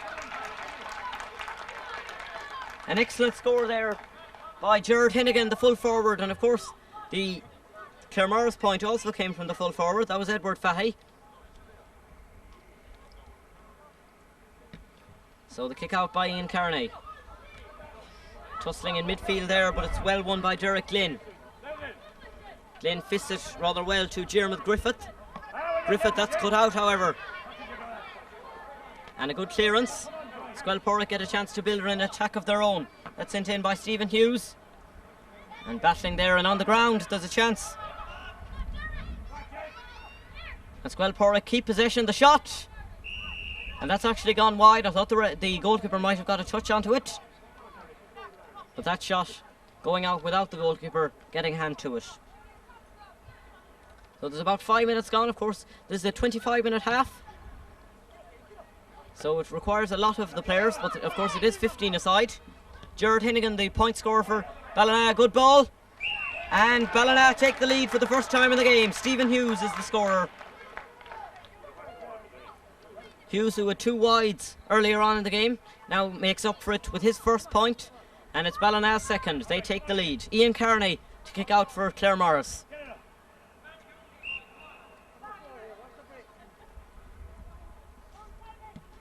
Carney's high ball. Looks for Ross Colleen. Doesn't find him. That's not a great ball cross field, in fact. Well cut out by Brian Naughton. Naughton again not finding his own man. That was Stephen Colleen, his opposite number. And cleared out. And this will be good play by Derek Glynn. If he can give it in play, he can. Glynn sends it cross field. And a chance. Up goes Jeremy Griffith, but he doesn't win it. Well cleared down as far as Shane Melia. And Melia in a good ball, and the goalkeeper having to come out, Ian Carney, but dealing with it very well. Very assured when he came out for that ball. But it only goes as far as a Squelporrick Ballina player. And that's Brian Queen, and sends it across. There's very little accurate passing really in this game. An awful lot of it has gone to a player on the opposite team. That was a good block down. Paul Maloney failing to clear there. And it breaks for Gerard Hennigan. Hennigan looking for support. Sends it out towards Stephen Hughes. But Claremorris get a chance to clear. Ross Killeen looks for Enda Reid, who was quite far back, playing quite deep really for a corner forward. In fact, there seems to be quite a lot of rearranging the Claremorris forward line. The number 10, Jeremy Griffith, seems to be playing at corner forward, in fact.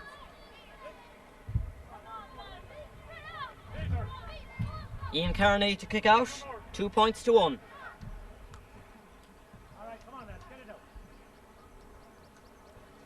So about 7 minutes gone here now. Ian Carney not getting great distance in that kick. It goes as far as Shane Melia, who shoots, but he's put it wide. So quite a lot of wayward shooting also. There's only been 3 scores, a lot of shooting. But the defenders are marking up very tightly. Ian Carney's kick out. Looks for Enda Reid and finds him. Reid helps it on towards Cathal Heenan. And that's back, but Squelporrick able to control it. Once again, that goes to a Claremorris man, and Squelporrick win it again. In fact, it's won by Claremorris, and a chance now for David Grant. Grant on to Cathal Heenan. Heenan still going. Picks it up. Enda Reid is calling for it. Heenan still holds on to it. That's half blocked down, ball breaks. It wouldn't quite come for Reid. But Ballina should be able to clear from here. Stephen Killeen. And on up the forward line. Well read by Peter Moran. Moran's shot is blocked. And Stephen Hughes. Good running here and a good shot. That's going to go wide, I would say, though. It's out to the left and wide. So still Squelporrick Ballina lead by 2 points to 1. It was Claremorris who made the early running and opened the scoring with an Edward Fahey point, but since Squelporrick Ballina have responded with Gerard Hennigan and Stephen Hughes both getting on the score sheet, Claremorris hoping to draw level now. A good ball looking for Derek Glynn. Glynn flicking it over Kenneth Devers brilliantly, and a chance now, Diarmuid Griffith, but he's put it wide, so he'll be disappointed with that really. A nice piece of skill from Derek Glynn to get it over Kenneth Devers, but Diarmuid Griffith not able to put the ball over the bar. David Clark's kick out, and Claremorris might be able to draw level here. A good ball by Enda Reid, and well played by Clark, a good catch.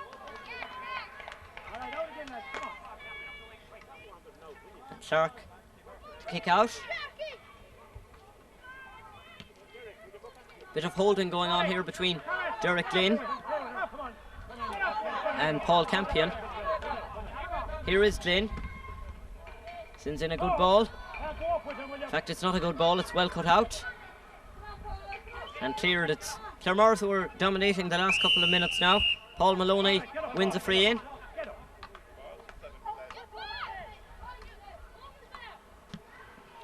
Maloney sends it in. That's well caught. Edward Fahey shoots. Oh, and that's just past the post. So the first real goal chance we've had in the game. We had a save from David Clark a little earlier on, but Fahey went close there to scoring a goal in addition to his point. David Clark's kick out. Well, once again Claremorris midfield ruling supreme, and Cathal Heenan, he's put that wide. He won't be happy with that now. Should really have put it over the bar from that position.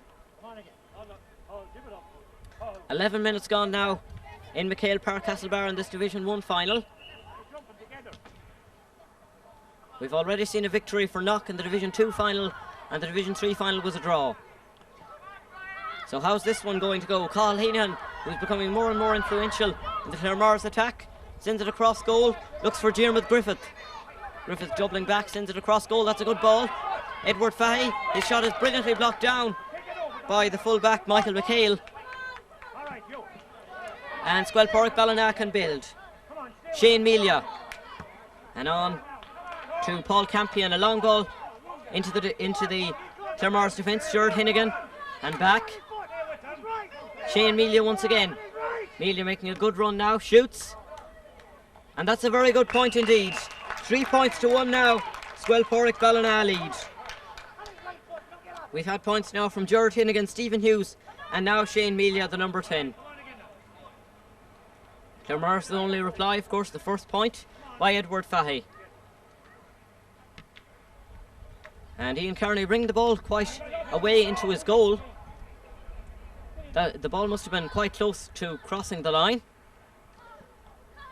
No action taken by Seamus Barrett, the referee. Jeremy Griffith now comes in field, sends a high one up, and a chance for Enda Reid. Reid sends it across goal. Derek Lynn trying to fist it, doesn't come off. Edward Fahey shoots and puts it over the bar. So Fahey now has scored both of Claremorris' points, and it's 3 points to 2. Ballina lead. David Clark to kick out.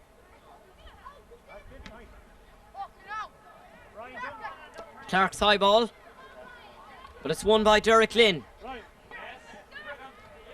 Glynn sends in a high one. Looks for Dermot Griffith. It comes to Edward Fahey. Fahey, the only scorer of any Claremorris scorer so far.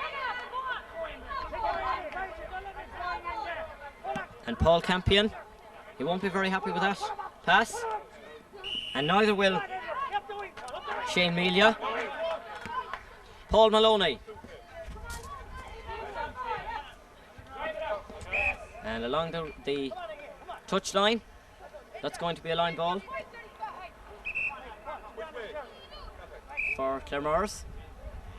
Thought the linesman had signalled for Squelporrick Ballina first, but Colleen took it. And that's an excellent point. A long-range effort by David Clark, who puts it over and out of the reach of the other David Clark, the Squelporrick Ballina goalkeeper.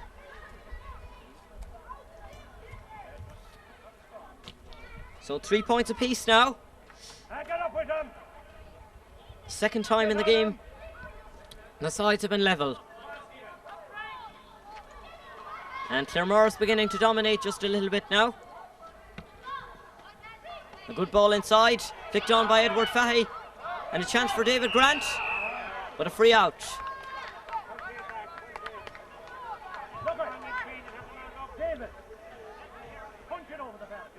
So no real goal efforts on the part of Squelporrick Ballina. Edward Fahey went close, of course, a little earlier on. Chance now, Brian Nocton goes tumbling over, battling with Thomas Cawley. Free out for Squelporrick Ballina, quickly taken down into the attack. Flicked on well by Jared Hinnigan. And they're taking it along the ground now.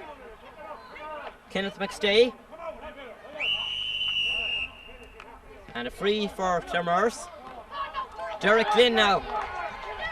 Skillful looking player. Sends it high. Enda Reid. And another free in. All these games really have been quite free flowing. There aren't that many frees. And it's taken by Cahalinan. And it's put over the bar. So for the second time in the game, Claremorris go ahead, and Cahalinan, the centre forward, is the man responsible for that.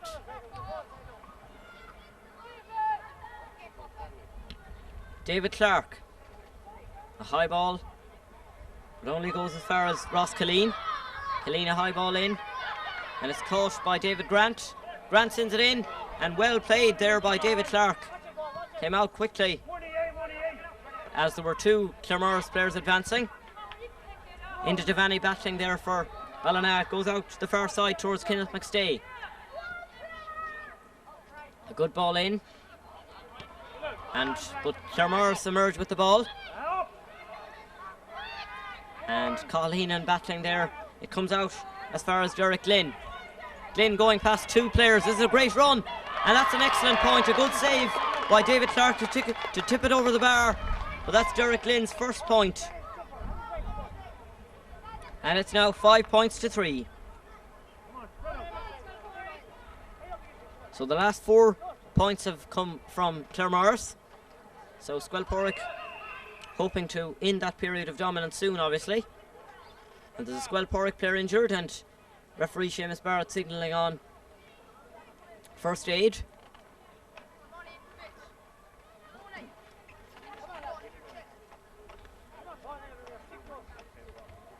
So Thomas Duffy, it is the Squelporrick left half back who's injured.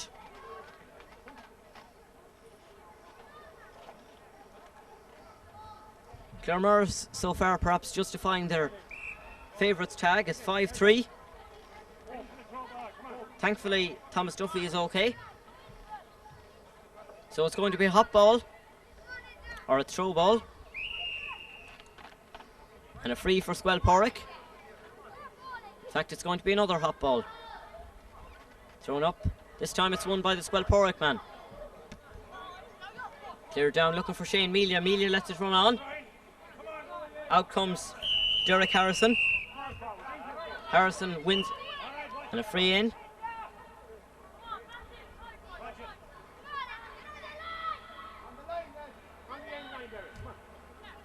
And coming forward to take it is Inda Devaney, one of the stars of Squelporrick's campaign so far.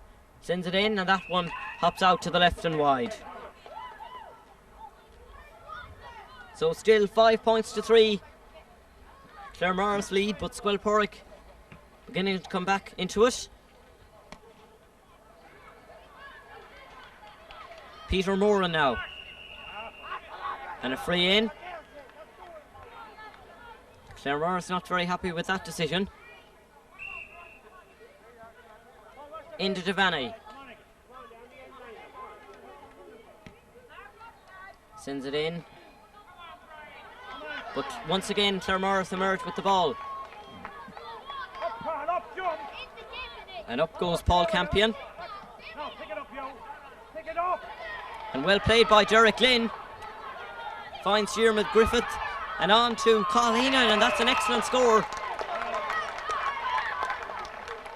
So Claremorris increased their lead to double scores, 6 points to 3. And that's Heenan's second point. So battling in the middle of the field, Paul Maloney. Thomas Duffy, who was injured there just a few moments ago. And on by Stephen Hughes, and a chance on now. And that's gone out for a 45. Of course, the full width of McHale Park being used here.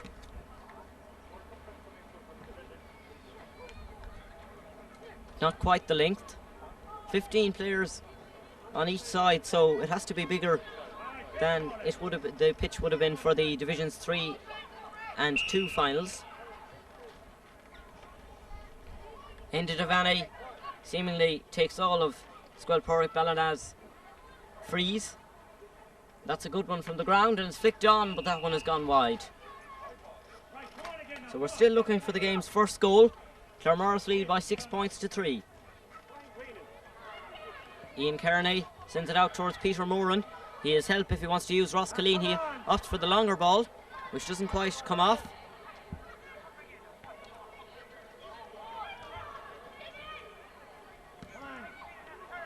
And there's a lot of battling in midfield now, really, between the two sides. It breaks now for Cathal Heenan.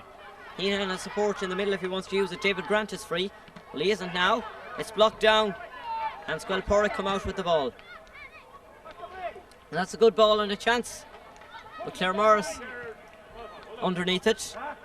It's really been defences on top in most cases, which is shown by the fact that there have been no goals. Sent in by Thomas Duffy. Derek Harrison failing to keep it in play. In fact, he has kept it in play. And a push there on Thomas Duffy, but play goes on. The ball breaks. And it's Claremorris who emerge with it. Aidan Fitzmaurice finds Cathal Heenan. Heenan is well blocked down.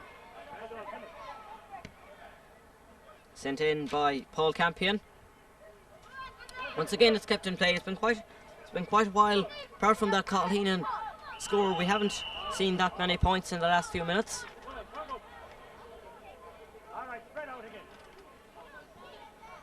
And the last 5 scores have all come from Claremorris. That might be about to change now, as it's well sent in by Enda Devaney, but that's gone wide.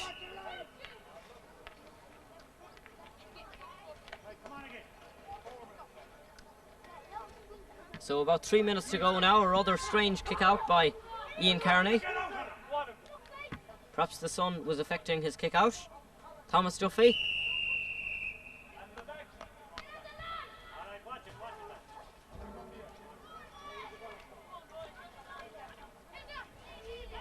And a push in the back, resulting in a free in for Squel Porrick. Enda Devaney will be the taker.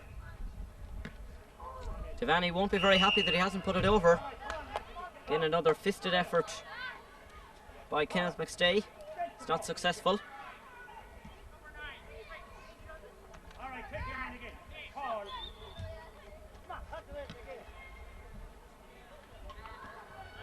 And another battle in the middle of the field, but the ball breaking loose. Carl Heenan sends it back for Enda Reid, who isn't playing in the corner forward position as his number might suggest, David Grant. And the Claremorris Mint are not very happy with that particular pass, but it's worked out all right, and it's a goal! The first goal of the game.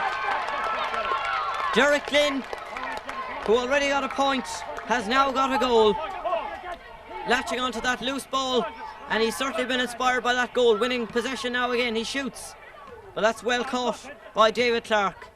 But certainly that's a perfect time just before half time for Claremorris to have got that goal. It's now 1-6 to 3 points. And it goes over Paul Maloney. Shane Melia helps it on towards Derek Harrison, scorer of 2 goals in the semi-final. Harrison still holding on to it despite the attentions of Aidan Fitzmaurice. Sends it across. Ball breaks down, and it's going to be David Clark. Clark sending a ball into Derek Glynn. Glynn with a high one. Carl Heenan battling with Stephen Killeen, but Killeen winning. And a chance now for Shane Melia. He did this a few minutes ago. He doesn't manage to repeat the feat. 1-6 to 3 points as we approach half time. It's well won. Enda Reid helps it on. A good ball now. A chance for David Grant. Grant on, and there's plenty of players here in space. And really, Claremorris should have done better with that one.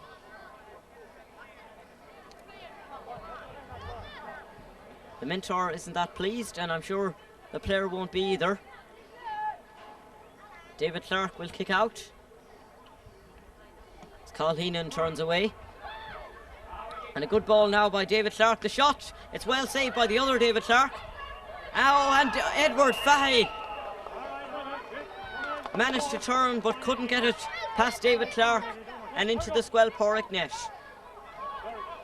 So the scoreline remains Claremorris Boys National School 1-6, Squel Porrick Ballina 3 points. Derek Glynn, who was the scorer of that goal. Ball breaks down, but the man underneath it is Michael McHale. Not a great clearance, however. Picked up by Brian Nocton. Releases Derek Glynn. Glynn sends it across. And that one is hopped wide.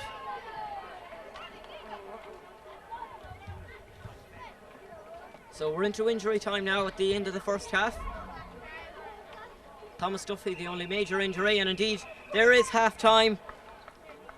Blown by Seamus Barrett. Just running down through the scores. Edward Fahey opened the scoring with a point for Claremorris. Squel Porrick Ballina then hit back with 3 points. In fact, there are only 3 scorers to date. Gerard Hinnigan, Stephen Hughes and Shane Melia all getting points. Fahey hit back with another point then for Claremorris. And it's Claremorris who have dominated the scoring stakes from then on. David Clark, Carl Heenan, Derek Glynn, Heenan again. And the final score of the first half, that excellent Derek Glynn goal, which means that the sides are separated at half time by 1-6 to 3 points. Claremorris leading.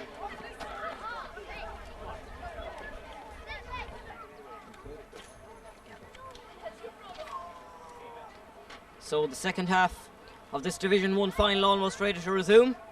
And as it stands, defending champions Claremorris lead Squalporrick Ballina, who were last year's beaten finalists, by 1-6 to 3 points.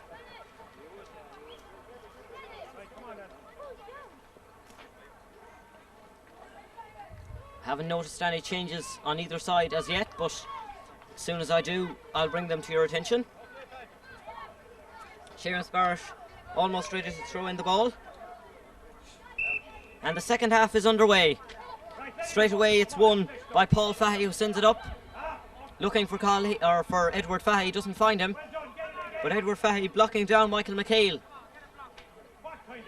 And that was aimed at Cathal Heenan, but Stephen Killeen was quickly under it. And Squalporrick attack. Win a free in. It's quickly taken. And a chance now for Brian Queenan. Queenan still going. And this is a great run. And he's put it over the bar. Just the start. Squalporrick Ballina needed really. Brian Queenan, perhaps the overall star of their previous performances. And that's his first point of this final. 1-6 to 4 points now. 3 points the difference between the two sides. Ballina hoping to reduce the deficit further. Into Devaney. Good ball in. But Thomas Colley unable to hold it. Stephen Hughes winning a free in. Takes it quickly. A chance now to catch Claremorris on the hop perhaps. Brian Queenan, and he's got a point. 2 points. In fact, it's gone out for a 45. A good block down. So this will be taken by into Devaney. 1-6 to 4 points.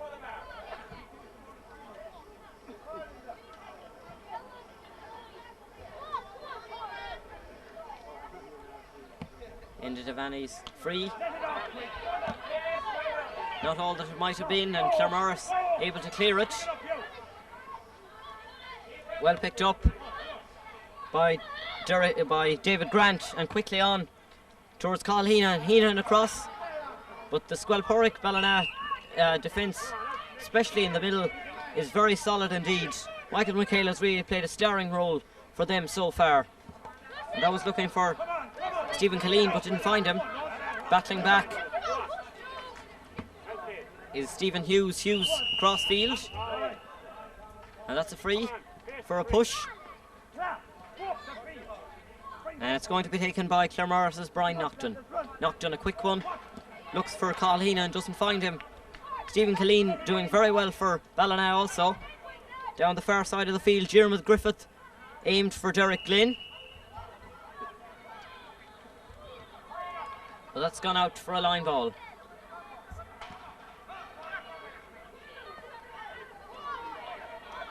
So Ballina launch another attack, but this one is going to go too far.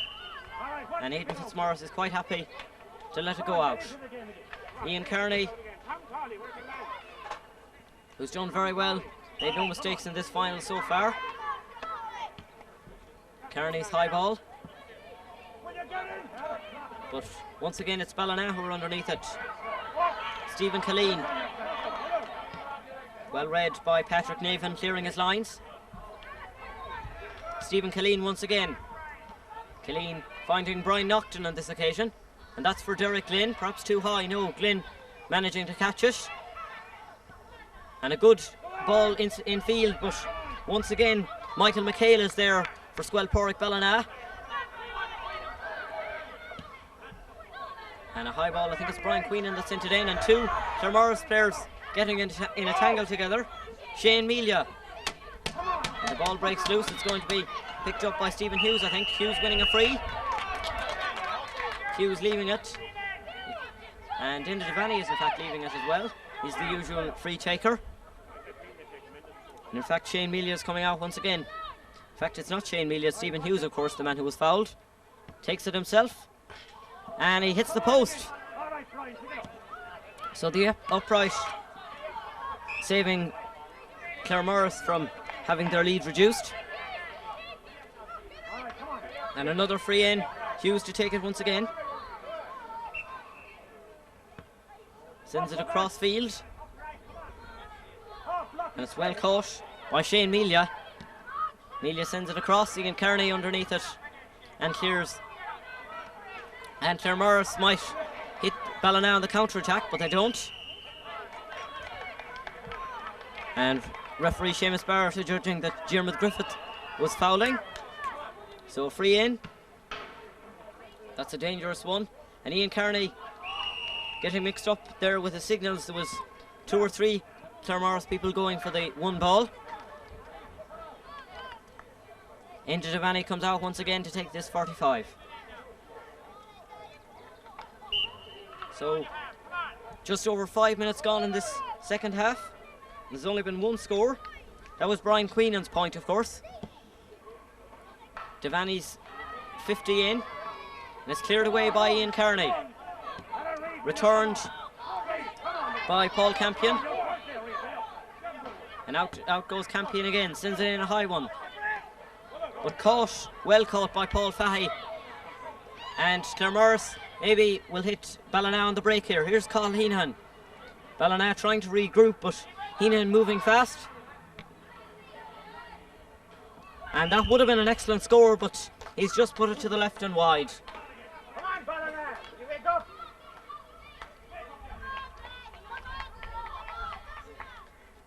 So of course, Squalporrick Ballina, who trail by 6 points, still looking for their first county title in a Cumann and mbunscol competition other than the Mini Sevens. They won that back in 1988. David Clark. A chance for Claremorris to increase their lead. They're still looking for their first point in the second half. And a free in. And Derek Lynn may take this free himself. And he is. And he's put it over the bar. So that's 1-2 now for Derek Lynn. And it's 1-7 to 4 points now. 6 points between the sides. And that's not the kind of kick David Clark would have been looking for. David Grant, a good ball, a chance. Edward Fahey with his left. A great save by David Clark. And can he get it away? And he's managed to collect it. David Grant was closing in on him there, but he managed to hold on to the ball and clear it. And Ballina hit Claremorris on the break now. A great run here now. I think it's Brian Queenan, the running cross field, and he's got his second point of the game, his second point of the second half as well. And it's now 1-7 to 5 points. And the deficit has been cut to 5. Claremorris still leading.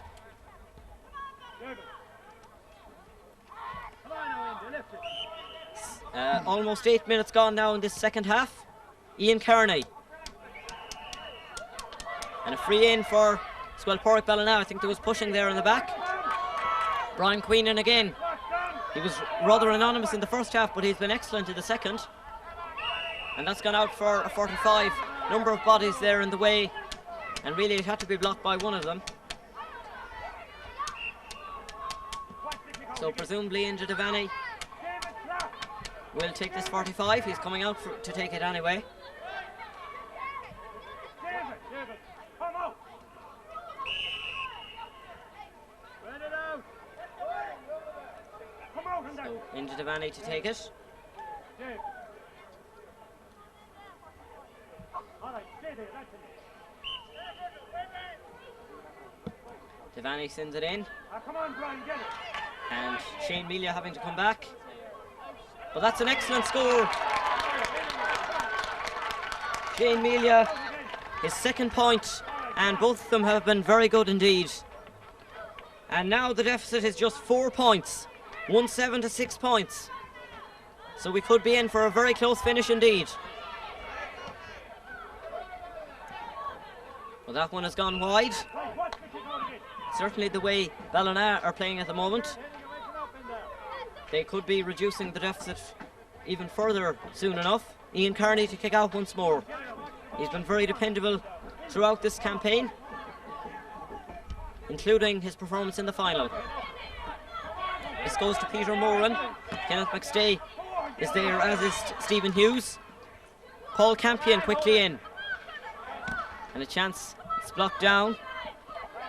And once again, Claremorris get a chance to clear it. A quick ball.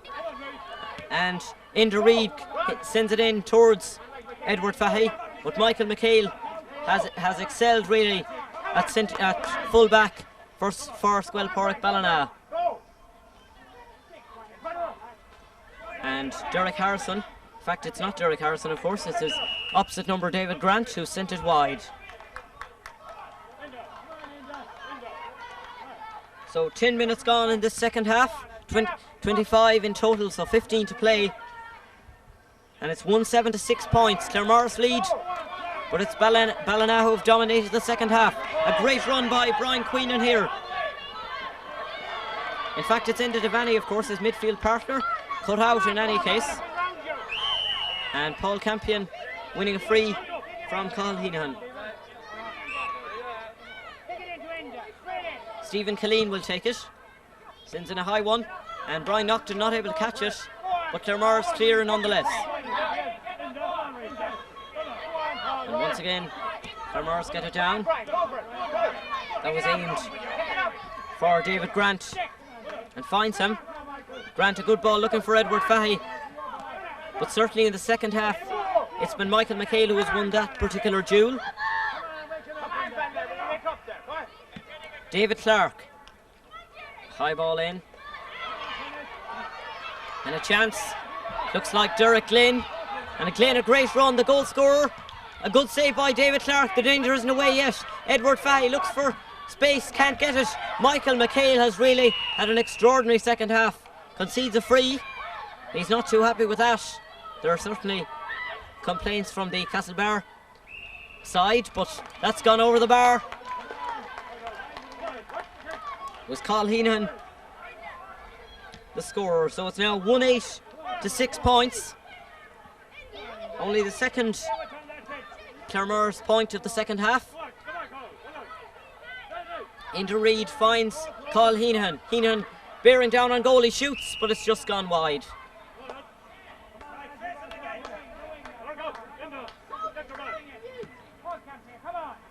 5 points separate the sides. That's the number also of Paul Campion's jersey.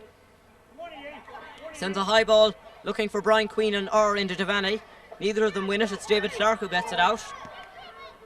But it's returned rather quickly. And a chance now for Derek Harrison. Harrison's kick is blocked down, but it's won back by Thomas Cawley. Cawley a high ball in, and it breaks for Kenneth McStay. He shoots, a good save by Ian Kearney.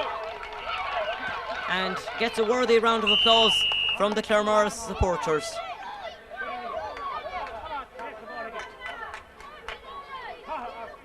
Almost 13 minutes gone now. And still the deficit is 5 points. Claremorris hoping to increase their lead. But Michael McHale making a rare run forward. He's been very solid in defence. But that shot just dropping short, and Ian Kearney well able to deal with it. That's going out. Thomas Duffy not able to keep it in play. Or indeed Derek Harrison. Harrison's sideline ball only goes as far as Claremorris. And a chance now. Claremorris are getting players forward. Cathal Heenan hooking it on. And a chance now. Enda Reid sends in a good ball and a great catch by Edward Fahey against Michael McHale. It's blocked down brilliantly, but it's in the net. A goal. Derek Glynn the scorer once again, his second. It was a brilliant catch by Edward Fahey, blocked down by the brilliant Michael McHale, but Derek Glynn was following up to thump it past David Clark. 2-8 now to 6 points. 8 points between the sides. Really, that's very disappointing for all the territorial advantage that Squel Porrick have had. Meanwhile, there's a chance for them to reduce the deficit. Kenneth McStay has won a free in.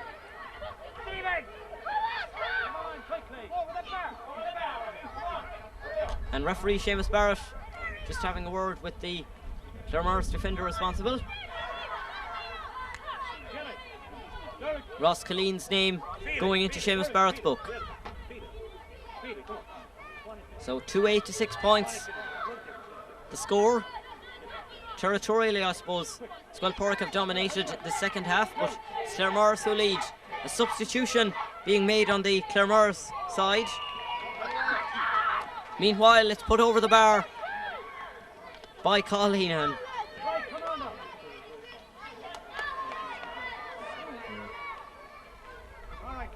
Hugh Feely has been introduced on the Claremorris side.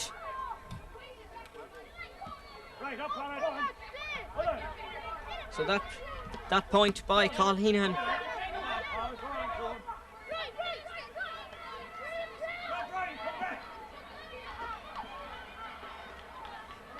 Meanwhile, at the other end of the pitch, there's a chance. And there's a point. Sorry. In fact, of course, it wasn't Carl Heenan. It was his opposite number, Thomas Cawley. Meanwhile, back with the play, Squelporrick, hoping to reduce the deficit. They probably need a goal at this stage. A run by Brian Queenan. Squelporrick Ballina supporters looking to him really to give them inspiration. Ball comes back out. Kenneth McStay. But it's a free out for Claremorris.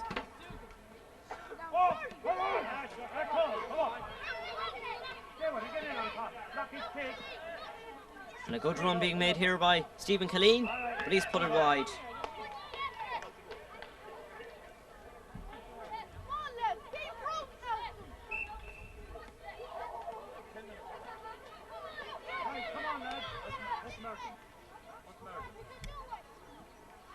So 1-9 to 7 points.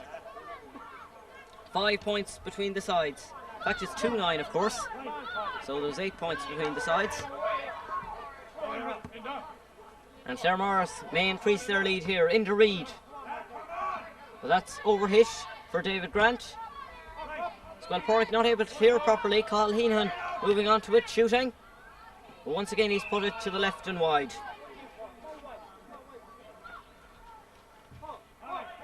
So with 17 minutes gone, just 8 remaining for Squelporrick to get 8 points. Perhaps they'll go for goals at this stage, but down the other end of the pitch, Derek Lynn may increase Claremorris's total.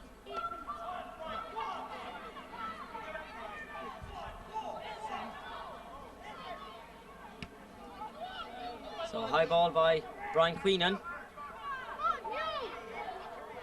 And a chance for Squelporrick to reduce their deficit even further. But it doesn't come off. Out comes Ian Kearney to clear his lines.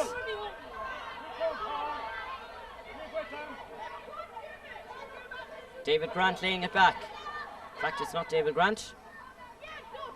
It's the number 10, Jeremy Griffith.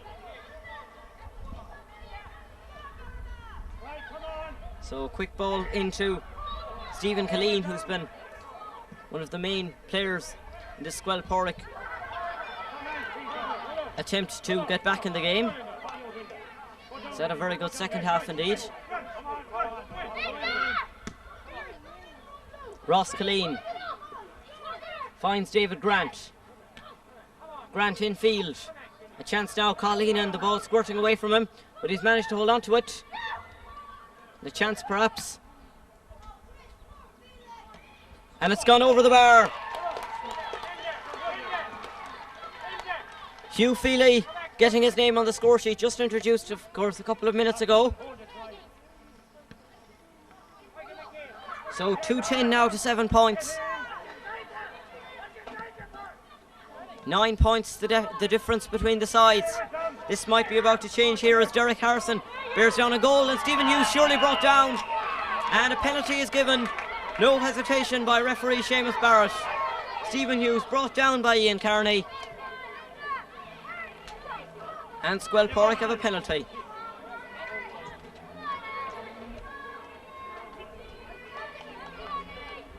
Of course, there have been 2 penalties in it so far today, and neither were actually goals. It was a point for the Neale, and the Louisburgh penalty was missed. So Is that trend about to change now? As Enda Devaney lines up. No, in fact, he's put it over the bar also. So 2-10 now to 9 points. 7 points between the sides. And almost 20 minutes gone, so just 5 minutes remaining for Squelporrick Ballina. They'd probably go for goal, because it's very unlikely they'll manage 6 points in the last 5 minutes. Shane Melia, good ball, sent in but cut out by David Clark, playing very deep for Claremorris. And a quick counter-attack being launched here as Enda Reid releases Carl Heenan, seemingly fouled, no free given, looks for the free, doesn't get it. Sent in high. But once again, Michael McHale carries it out for Squelporrick. Goes to Thomas Cawley. Cawley finds Stephen Hughes, the man who was fouled for the penalty. And that's a good ball and a chance, surely. But somehow, Kenneth McStay, the ball taken from his hands, and Claremorris managed to clear. Chance for Claremorris. David Grant on towards Enda Reid. A chance now for Brian Queenan. Out as far as Derek Harrison. In fact, that's Michael McHale in a very attacking position, and a great save by Ian Kearney there. Shane Melia bringing the best out of Kearney, but Kearney has been very dependable throughout this game. Enda Reid, and concedes a free.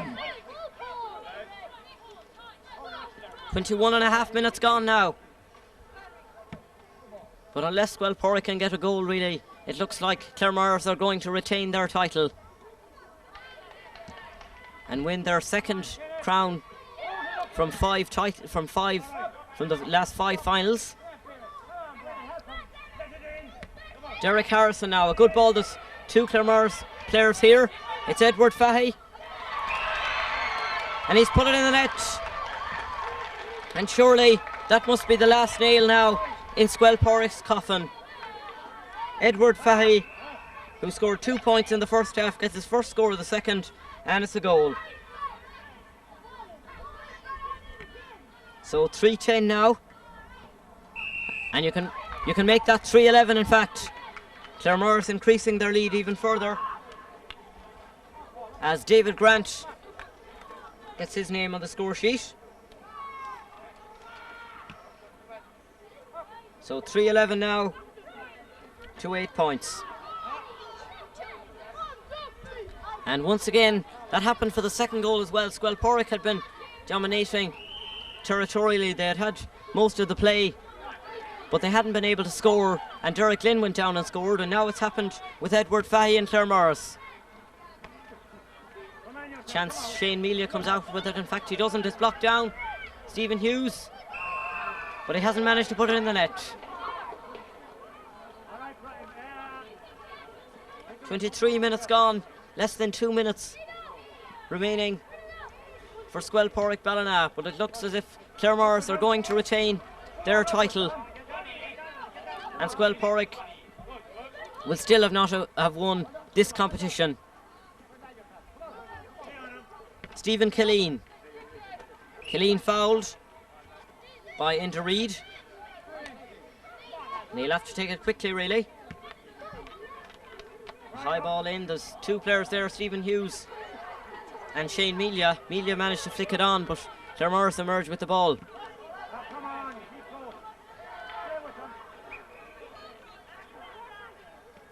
And a quick ball, a chance for Squelporrick to launch an attack. Brian Queenan sends it across goal, and that's a brilliant catch by Ian Kearney, who's been rock solid throughout this game in goal for Claremorris. Enda Reid, a quick ball inside, and a chance, a great run here by David Grant, and out comes David Clark to claim. Perhaps it was the first time in the game Edward Fahey had managed to get free of Michael McHale, but David Clark was quickly out of his goal to avert the danger. Stephen Hughes looking for Shane Melia, looking for his 3rd point in the game.